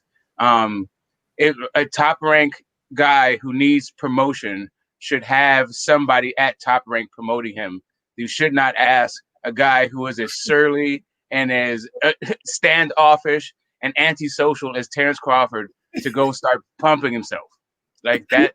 How is that going to help? Right. I mean, that's stupid.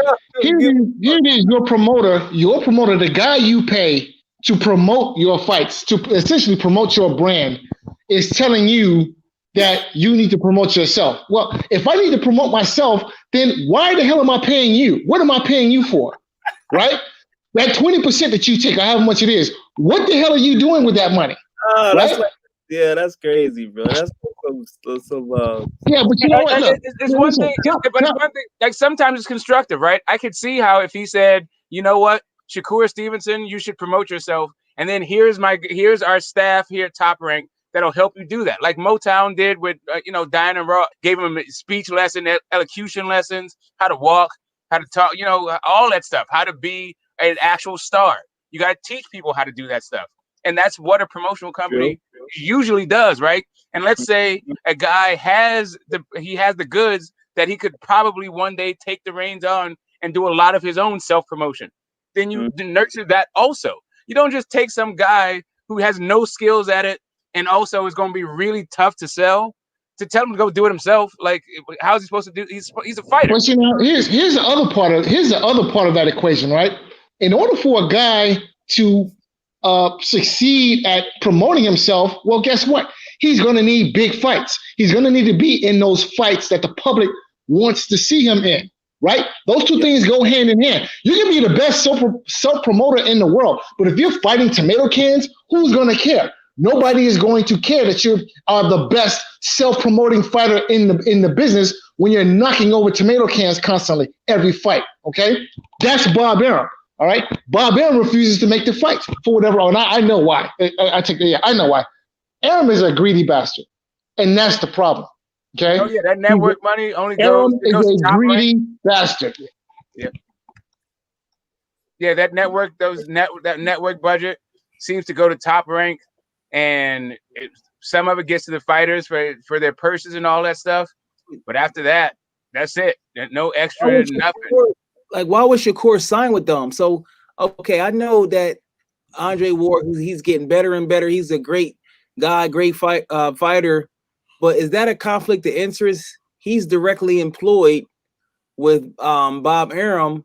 So subconsciously, will he automatically steer his own fighter towards Bob Arum, even though it's crazy? Once again, they made a comment. He tried to basically imply that Lomachenko destroyed Shakur in sparring. It's like this guy just doesn't get it.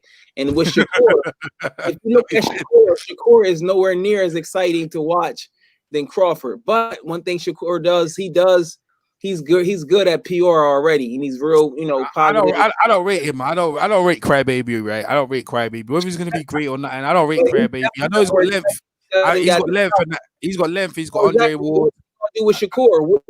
What is Andre Ward going to do? Are they going to sit down and come up with a plan? No, that's a good point. Listen to this, right? Tim Bradley, right? And this is why I heard Tim Bradley was the one who told Bob Arum that you need to sign this guy, right? Tim Bradley was the one you need to get Andre Ward on board. Tim Bradley was the one. He's the one because he worked well with Tim Bradley. Tim Bradley's the one who's bringing all these people in. That's why ESPN looks so colorful. The hunt colorful. You know what I'm saying? It's got Andre Ward and also Tim Bradley was the one who must have said, that when Teddy Atlas said that, he said that's not a good look. Even though it was Teddy Atlas who used to coach him, he said, "No, that's not a good look. You can't have this guy saying them sort of thing." And they put Teddy Atlas in the background. Now Teddy Atlas is on YouTube talking. And I'll be honest with you. When it comes to Teddy Atlas, anyone he ever got, they always ruin. He always takes someone who was already built already, and he doesn't take them no over. After they lose after. Nakamura lost after. That guy who beat Adonis Stevenson, he loses after.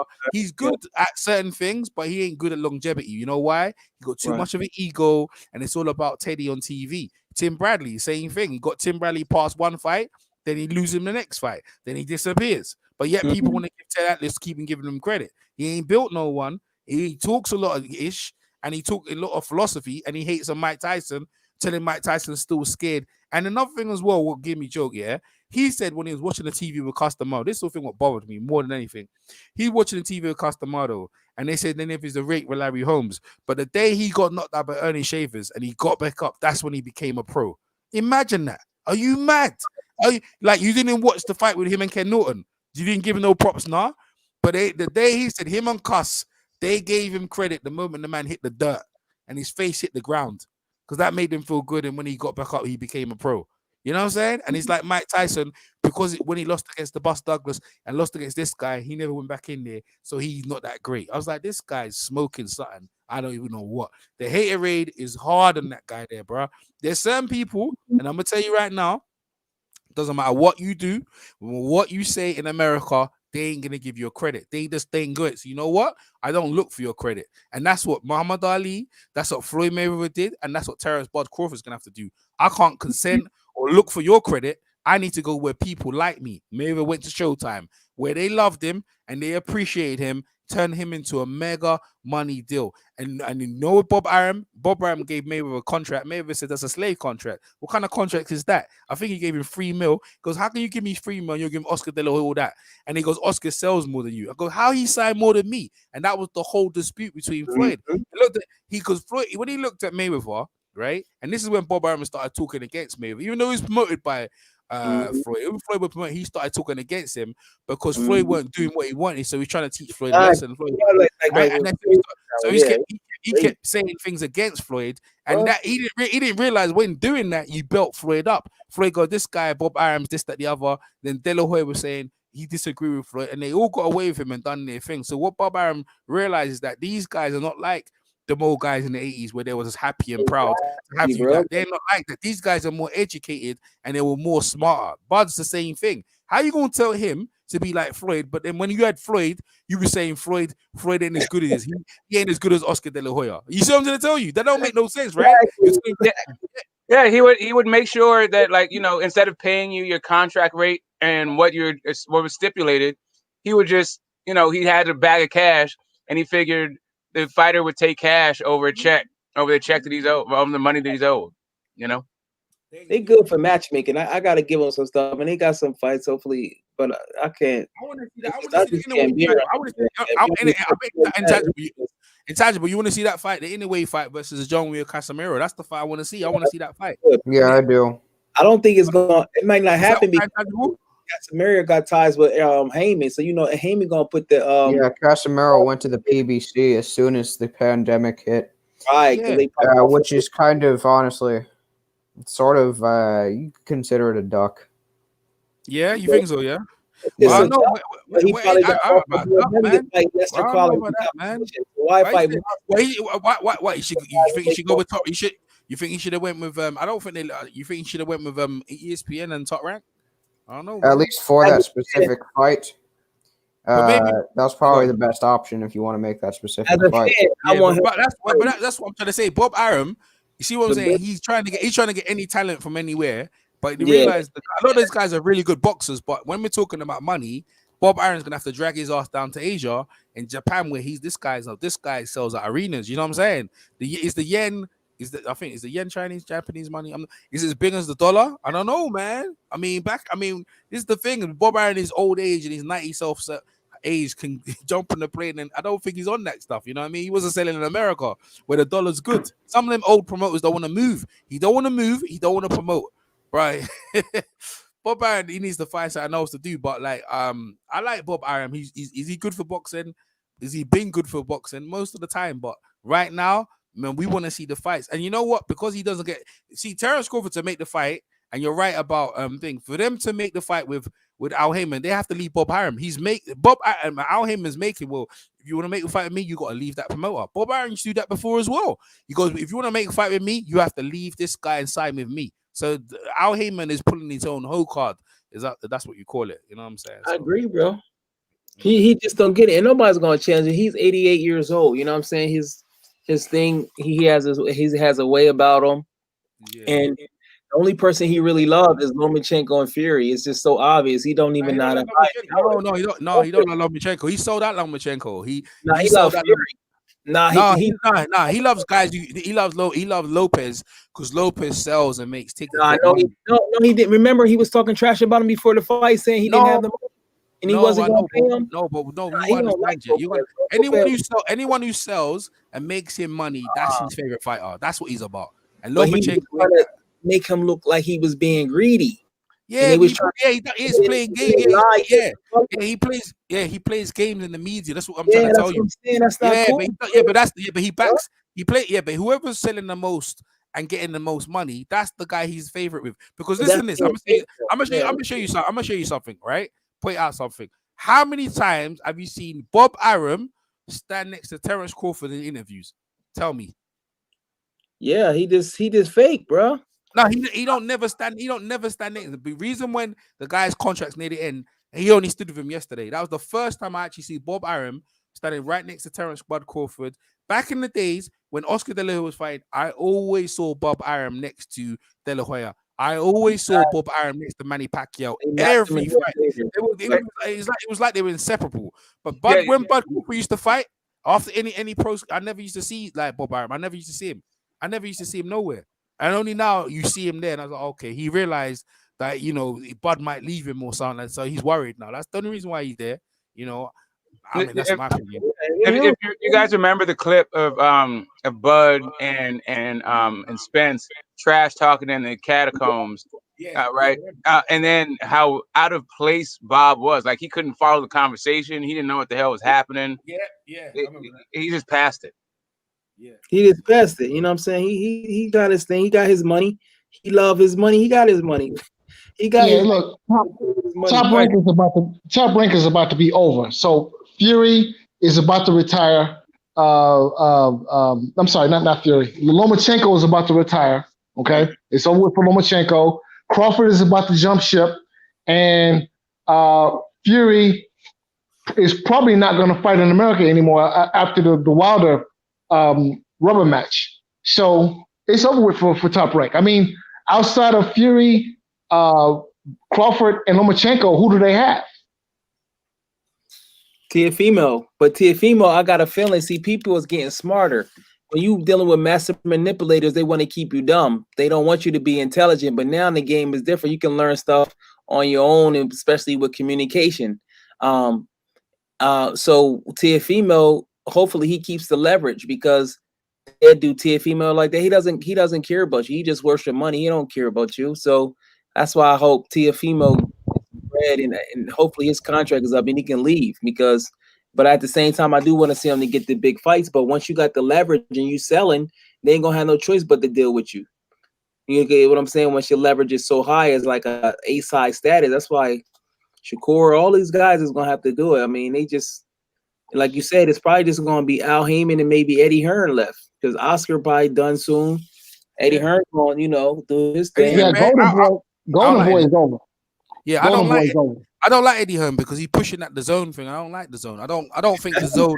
I don't like them. I don't like how they do things. They come in with this whole thing model trying to get people to buy into their thing, taking fights. They're not making great fights. They're sitting there just trying to gobble up. I'm glad this pandemic. I'm not happy this pandemic because it's affected everyone. But in a way, I'm glad the zone is not doing good. I hope they go broke and get out of boxing. I don't like them. I'm used to the normal formats. You understand? Because they're trying to make us buy onto these apps, make us subscribe, take our money. I don't like that. And then you're giving us fights that we can't even have no control of or no say. The pay-per-view model is there for fighters to get extra money. I like the idea that Al Heyman initially came with putting fight back on free TV. That was Al Heyman. That wasn't Bob Arum. That wasn't no one else. Initially putting fights on free TV. But all the other fighters now, they all follow suit. They all put their fighters now on free TV. That's what it is. Yeah, you're not making like the pay-per-view money, but yeah, you're letting us what you're realizing that our sport is not exclusive no more. You understand? Our sport is not the fight where it's the creme de la creme where you have to pay a bit extra for your buck to get your fights. Forget that. You need to rebuild again and put boxing needs to invest boxing back into free TV and get guys who like Jalik and all these young guys back into the sport. Now, this is what I'm saying. With Jalik comes in and he's on, this is the way I see it, because I was like Jalik. Now he's like Smoke. I'm sure Smoke can fight, Doctor. You was like that at one point. You ain't gonna tell him who he's fighting. He ain't having it. As far as he's concerned, this guy's better than that guy, and he ain't budging. Now, as time goes on, Jalik might start softening and seeing where we are and say, you know what, I understand. But I was like Jalik. That's why I don't go hard on Jalik, bro. Hell yeah, I wasn't trying to hear no Willie. It's not a knock. It's not a knock, Jalik. You don't understand. It's not a knock. Like you don't know nothing. No, you know what you know. But what I'm saying, Jalik, yeah, it's like some things, yeah, you know what you know until you know something else and this and that. And whoever's telling it, you're not going to be having it. But what I'm saying is that I was like, you couldn't tell me I wasn't moving off my square. And that's it. That's that's my guy. He's beating this guy and he's better than everyone else. And that's the way it is, bro, until anything else changes. So my whole thing is this. You need people like Jalik. You need unbiased. But you also need them guys to come in to recognize and try and learn about the old guys and then you can compromise and say, well, this guy was better than that guy. And you have a reasonable discussion with the old because the old need the young, like the young need the old, because we ain't going to be around here all the time. Like, I like to believe that we're going to be on this YouTube thing forever and we're going to talk with our voice. We're going to get to the point where like, yo, I ain't going on with EJ. He old as that. He been on there for 50 years. You know what I'm saying? So, bro. You saw the fight, Doctor? He was alive in he was alive when Jack Johnson was around. I ain't talking to that old head. He old and hating. You don't want to be one of them guys. When I talk to Mr. Bashir, right? Mr. Bashir be gunning Mayweather. Bro, and I talk to him, be gunning Mayweather, be gunning this guy. And I go, Mr. Bashir, hey, he's a top trainer now, yeah?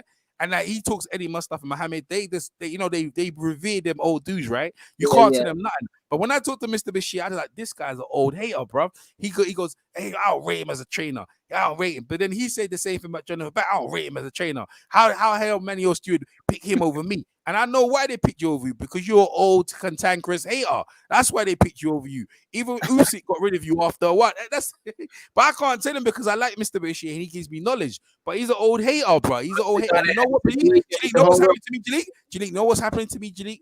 EJ's becoming an old hater. I swear. I didn't think I'd ever be that. But I'm becoming an old hater as well. And I'm becoming like, I'm becoming to the point like, nah, I can't believe these guys are saying these things. But then I have to relax and say, yo, this ain't even that important. Let these guys have their opinion. I have mine, and we're going to keep that moving. It's not even that serious. Go ahead. I was going to say, I remember all old heads. I was, Sweet Pea fan. They were like, Willie Pep. Oh, guys. I was like, man, get out of here, Willie Pep. I don't have a film camera. What do you need? I need a projector. I need a projector to watch his fights. Are you crazy right now? Bro, I seen the tapes to him. They said he got great defense. I was like, where, bro? I seen the tapes. I was like, man, this guy, I don't know, bro. No, I'm not hating. Listen, it took me a while. I appreciate Willie Pep, but I'm just attesting. Yeah, it took me a while for me to appreciate Willie Pep. I was into the guy that represented me at the time. That's the sport. But you know the thing is, what happens is, like, I can see where Jalek's coming from, because it gets to the point where these old guys are untouchable, and none of these young guys are gonna be surpass them. But you use them as a benchmark of how great they are and how great some of these newcomers are, and you compare them. They do them in football. Like, no one shits on Pele over Maradona. They just don't do it. They say, bruh, Maradona's the greatest and he's untouchable, right? Because what he did at 17 and the World Cup and all that stuff, they try to say Messi's that. They try to say Messi might surpass. Messi could never surpass Pele's my guy. Pele, exactly. You see what I'm trying to tell you? You see what they don't do that in football, but yet in boxing, we easily. But Ali, if you really think about when they started, Ali was one of the first to come out and say, well, I think I'll beat all these old timers. And everyone's like, you know, at that time when Ali did that, bro, people was like, how dare he say that?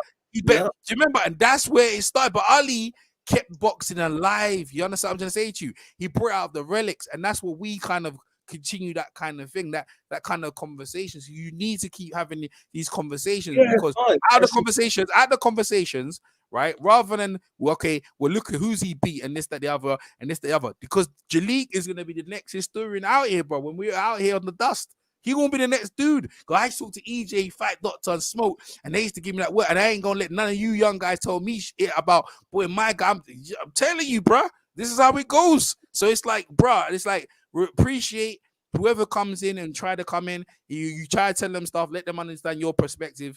And if they can't understand, you can't understand. You say, all right, cool. You know, let the people listening and fear. But this is all entertainment at the end of the day. Mayweather and Crawford, right, are two of the greatest ever to ever do it. Can he surpass them? People say no way, because even the stuff I was saying, how can he even do that to middleweights? A thing he can't undisputed. You know what I mean? He ain't even done one or the other, but he done took out. All he just beat Kell Brook. Everyone thought he gonna do that anyway. So now, what's the next act for Terence Crawford to put himself and become one of the greatest of all time? Because, bruh, like, it's okay, become undisputed. Oh, I don't rate that. Back in the days, that was the first thing people wanted, to be undisputed. Now everyone's like, nah, the people are like knocking that, like, that's an easy thing to do.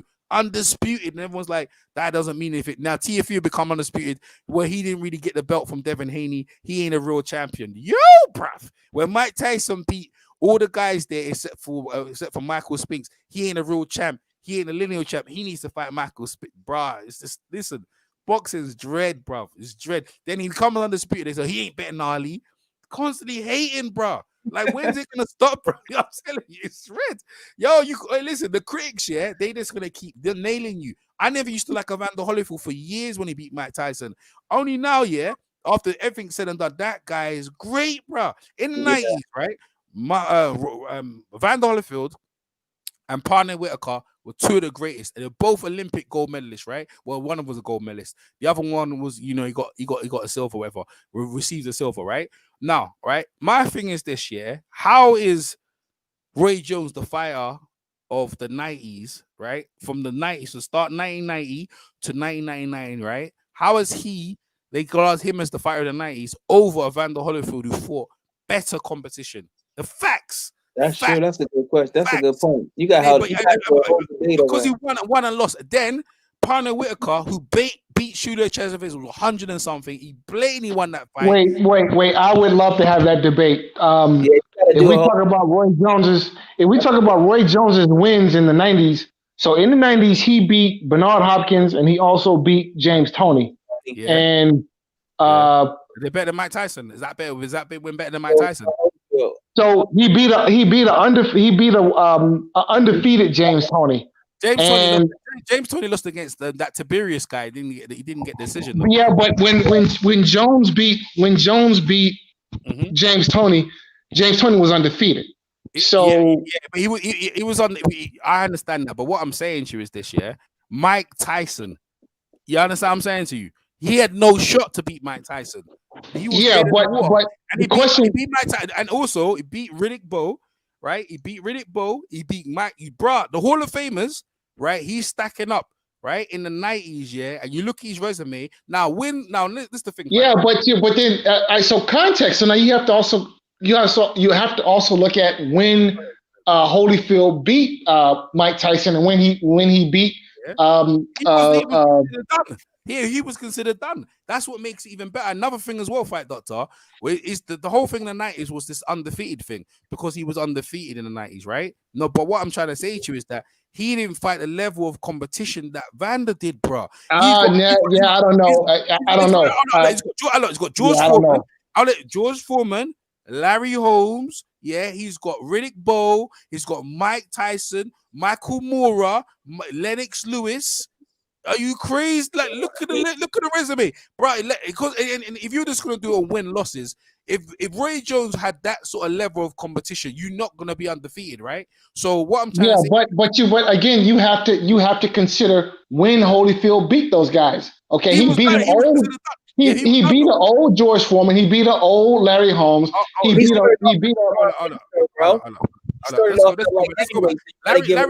Larry Holmes. Larry Holmes was just schooled, yeah. Larry Holmes, after that fight, did he score I think before that he schooled Ray Mercer, right? He schooled Ray Mercer, right? Before that fight. George Foreman went on to knock out Michael Moorer. So they went on to do stuff after that, right? Now I'm not disagreeing with you.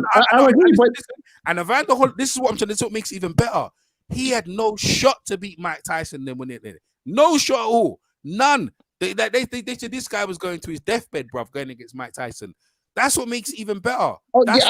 Listen, I'm not disagreeing with you, and those are all good wins. But what I'm saying is they don't rate, in my opinion, those wins as good as they are. They don't rate next to Roy's best wins in the 90s. They just don't. Okay, okay, all right. So you're saying James Toney.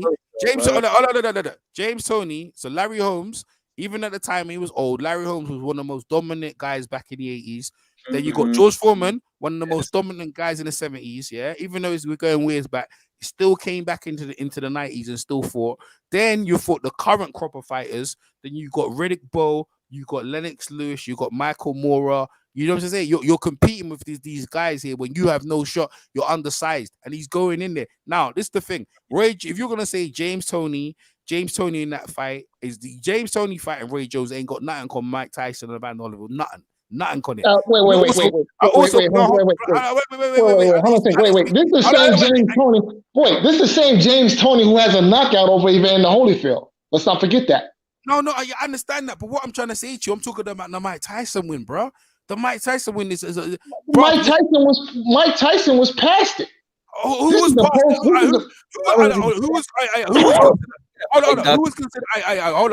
was considered past it?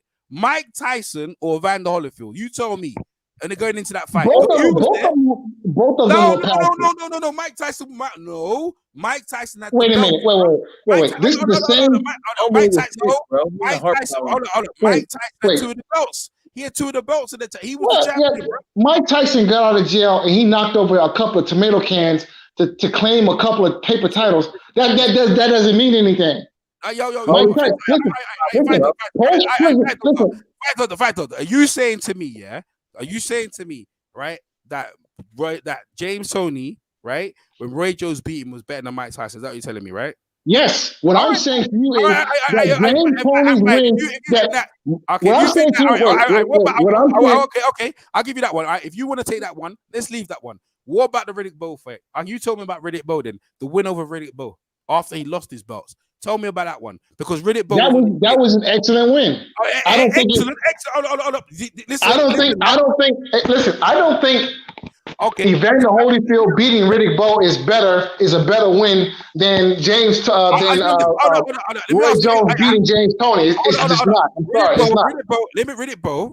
How many times did Riddick Bowe lose in his professional career? He's got one loss. Who's that to? Evander Holyfield. Is Riddick Bowe Hall of Famer? Sure, of course. Is Mike Tyson in the Hall of Fame? Of course. Is Larry Holmes in the Hall of Fame? Larry Holmes is an all-time great, legitimate. Is George Foreman in the Hall of Fame? George Foreman is a legitimate all-time great. Is Lennox Lewis in the Hall of Fame? Lennox Lewis is a legitimate all-time great. Is James Toney in the Hall of Fame now? James Toney is a legitimate all-time great. Is James Toney in the Hall of Fame right now? It's a good question. I don't think so. I don't know. Okay. All right. The next. So is Bernard Hopkins in the Hall of Fame right now? No, he's not.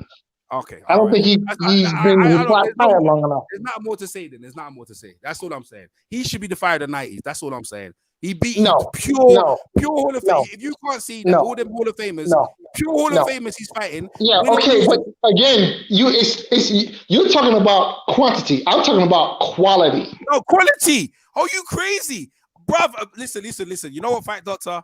Evander Holyfield beat. All right, so all right, so look, out of that group. So wait, out of that group. All right, so out of the group that you named, that Evander Holyfield, out of all his wins, his top quality win, his best win is beating Riddick Bowe. That was a good win, right? That's an excellent win. That's a great win. However, the man only lost once. Wait, hold on a second, wait, hold on a second, hold on. Yeah, go on. However, yeah, Evander Holyfield beating Riddick Bowe does not trump Roy Jones beating James Toney. James Toney is a high caliber fighter than Riddick Bowe. No question. But this is the thing, yeah. See, you're going singular, and I'm going decade. This is what I'm trying to tell you. Wait a minute. Let's talk about. My daughter, let me finish what I'm saying. You can't you say, and I'm talking. Let me talk. I'm talking about the fighter of the decade. That was the argument.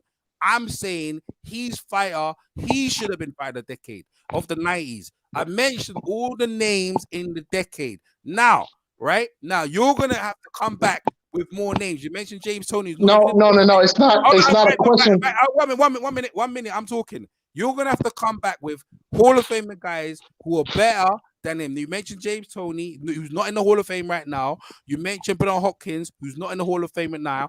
Roy Jones. Now we're gonna have to go out. Now Roy Jones is a middleweight champion, so we're gonna have to come out of his division and let's go up.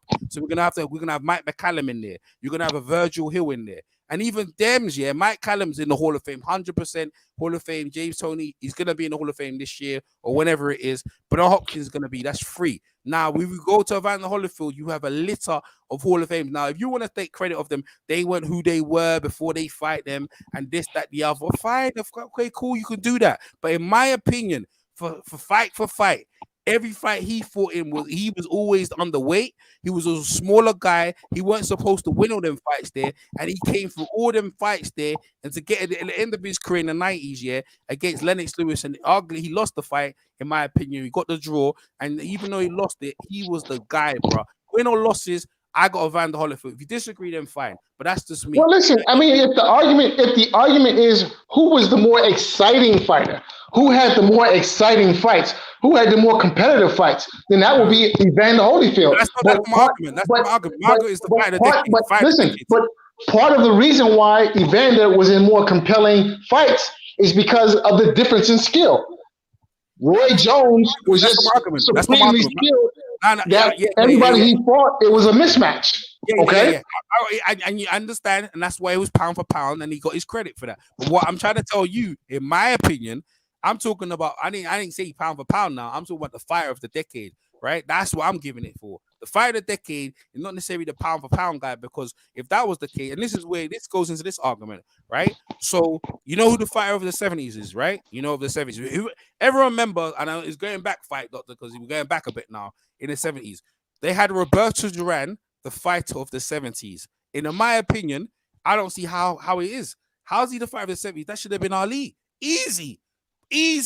What win losses, the combat, the resume is there, and that's the same argument I have with Evander Holyfield. I'm being consistent, but yet they gave it to Roy Jones. You know what I'm trying to say? So I'm not having it. So that's just my opinion. Muhammad Ali should have been fighter of the 70s, and Evander Holyfield or Parnell Whitaker should have been fighter of the 90s. Okay, so then then again we go back to the question of, do you like quantity or do you like quality? Now, in the 70s, who had the better quality win? Muhammad Ali or Roberto Duran? Because I would argue, in terms of the quality department, Roberto Duran beating Sugar Ray Leonard is better than anything Muhammad Ali was able to manage to do during the decade of the 70s. What year did he fight Roberto? What year did he fight him? That was 1980. Yeah, 90. Yeah, that's 70. I didn't say that. Okay, so then, all right, so then That's just what I'm saying. I know what I'm talking about. Okay, so that disqualifies Duran from. Okay, then you're starting to understand what I'm trying to tell you now. This is what I'm trying to tell you, yeah? Now, you're talking about quality. You can't get more quality than fucking Evander Holyfield versus Mike Tyson, Evander Holyfield versus Riddick Bowe. Quality, bruv. Are you nuts? Them man, they was, boy, y'all see that fight? Yo, come on. No, wait. Hold on a second. Wait. That's quality. But you got to wait. That's up there. You got to context. Wait. Context is important. Now, James Toney was legitimately at the top of the pound for pound list prior to his loss at the hands of Roy Jones. Okay. I don't care about that. But go ahead, make your case. Go on. I don't care about that. So in terms of overall quality, listen. How many all-time greats has legitimate great fighters? How many legitimate great fighters has Riddick Bowe beaten? Only one. I don't care. I'm talking about him. I'm talking about Evander Holyfield. That's what we're talking about. Okay, but now we're talking about Evander Holyfield's wins in the 90s, right? And his best win, Evander Holyfield's best win in the 90s. Wait, hold on a second. Evander Holyfield's best win in the 90s was Riddick Bowe, right? That's his best win. Is he in the Hall of Fame? That's besides the point. Is he in the Hall of Fame or is he? That's besides the point. The question is. No. Hold on a second. Wait. I heard you. Wait. I heard you. Hold on a second. Wait a minute. Hold on a second. I got you. The question is. Yeah, go on. Go ahead. The question is Riddick Bowe a better fighter? Yeah. Does he have a better resume than James Toney? No, I'm not gonna do that. That's not what I'm doing. I'm gonna stick with what I've just told you. I'm not gonna do that with you. I just have a quick question. Smoke. Hey, 1 minute, Smoke. Let me just continue this, right? I'm not gonna do. I'm not gonna go back. When someone's a Hall of Fame, that should show you the quality of it. You don't just walk into the Hall of Fame, right? Because you beat Joe Schmo. You don't do that. Riddick Bowe was that dude. Now, if you want to say James Toney is better resume than Riddick Bowe, I think that's the question we need to ask. Does James Toney have a better resume than Riddick Bowe? Because I would argue he does. All right, fine. If you want to do that, but then you keep going. And I would argue not only does James Toney have a better resume than Riddick Bowe, it's not even close. So hold on. James Toney. Really, it's not. James Toney, yeah, who got blown out by Roy Jones. It wasn't even competitive, right? It wasn't a competitive fight. He got blown out. He didn't even win hardly any rounds in that fight. Not even a competitive fight. Another thing as well, yeah, when the fight, he was on the feet, moving up a weight. We're talking about Riddick Bowe and Mr. Van Holyfield. The two of them, great fight, Hall of Famers both. Larry Holmes, Hall of Famer. George Foreman, Hall of Famer. Mike Tyson, Hall of Famer. Then you got Lennox Lewis, Hall of Famer. These are all the best in their era. These are okay, but at the end of the day, hey guys, can I just ask a question? All Hall of Famers. Now, again, I go back and forth. Hey, 1 minute. Yeah. Now, what I'm saying to you is this. Yeah. Again, if you disagree that you think Roy Jones is still the fight of the 90s, and you've only got 2 wins that you're trying to tell me. 2 wins you're trying to tell me over the guys that I mentioned, that some of them not even Hall of Fames. That's up to you. Go ahead, Smoke. I just want to know, when you ask these questions about a guy's resume, who has a better resume, are we talking about in the 90s or their entire body of work after the 90s? Well, I just told you at the 90s. That's what I just said. Like, it's very clear. I just told you Roy Jones got fight of the 90s, in my opinion. I said I find the Holyfield should or That's what I said.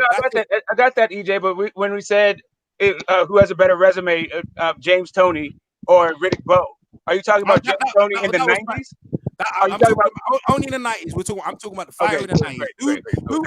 Who would you pick fire of the 90s? That's all it is. Who would I pick fire of the 90s?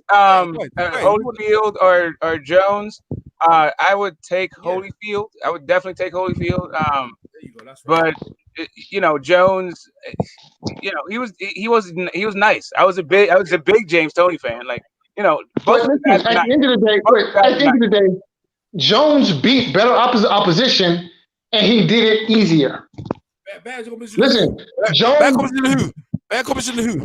Evander Holyfield, he beat better opposition. He did. I'm sorry, but James Toney. Look, James Toney. Hold on. Who did he beat? So tell me who James Toney beat. The better than him. God, tell me in the 90s, not the 2000s. In the 90s, tell me. Wait. Wait. What is Hold we on. arguing? That's what Wait. Hold on a second. Wait a minute. Wait. Hold on a second. Wait. Hold on. Go on. Yeah, go on.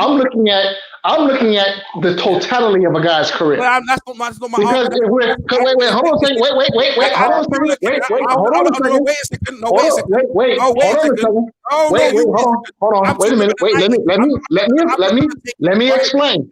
Let me explain. But I'm not talking about Because hindsight is 2020. So if we're looking at a guy's resume during the 90s, we're looking back. Okay? We're looking back. So in the 90s. In the 90s, God, tell me then. In the 90s. Tell me in the 90s. You told me James Toney's better than Van Holyfield. Go on, tell me. Tell me then. I'm listening. That wasn't the argument. That was never the argument. The argument is a win. The argument I'm making is that beating James Toney, an undefeated James Toney, is better than beating an undefeated Rick Ross. You wouldn't have another argument about what I just said. That don't make no sense. I've just told you specifically, and I'm not going because the reasoning behind it is simple. Because James Toney proved himself to be a better fighter. Period. He did. But how would they know that in the 90s? You can't see the future then. He's saying that the guy got robbed in the 90s when they said in the 90s that one guy was a better fighter of that decade than the other guy of that decade. So all you have up until that point is the guys they fought then. And it's not. And the argument's not with James Toney. It's Ray Jones. That's what I said. And I can't bother to go in. If you know what I mean, if you can't, you've already said you think Ray Jones. I got a Van Holyfield. Leave it as that. I mean, Ray Jones got it overall, and that's it. It's not going to change anything. I just told you, in my opinion, a Van Holyfield should have got it. In my opinion, and should. Listen, Van Holyfield has an excellent argument. I agree. He does.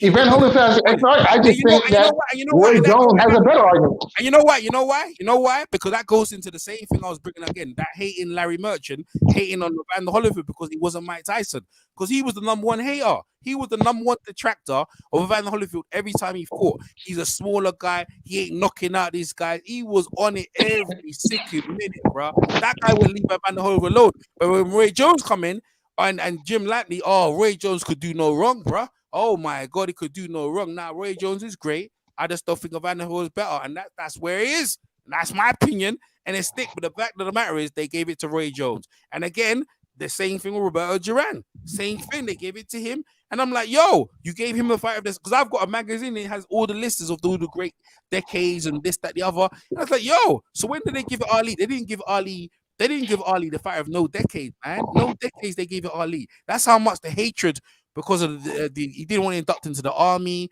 and then the way people felt about him. And that's the hatred they had against him. They just gave it to Roberto Duran. I was like, yo, that's out of order, bro. That's out of order, bro. They just and that's what I'm saying.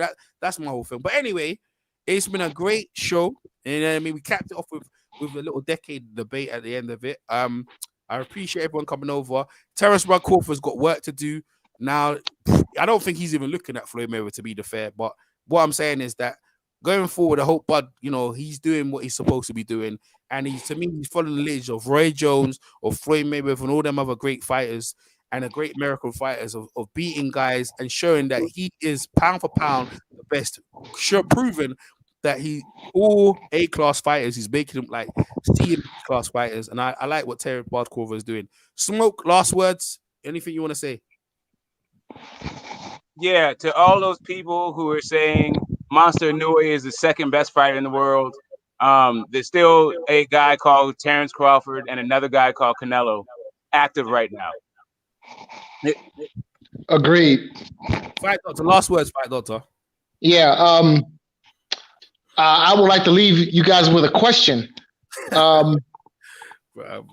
Speaking of Crawford's pending defection to possibly PBC and Mayweather's announcement that he's going to come out of retirement, what's the possibility of a Crawford Mayweather showdown?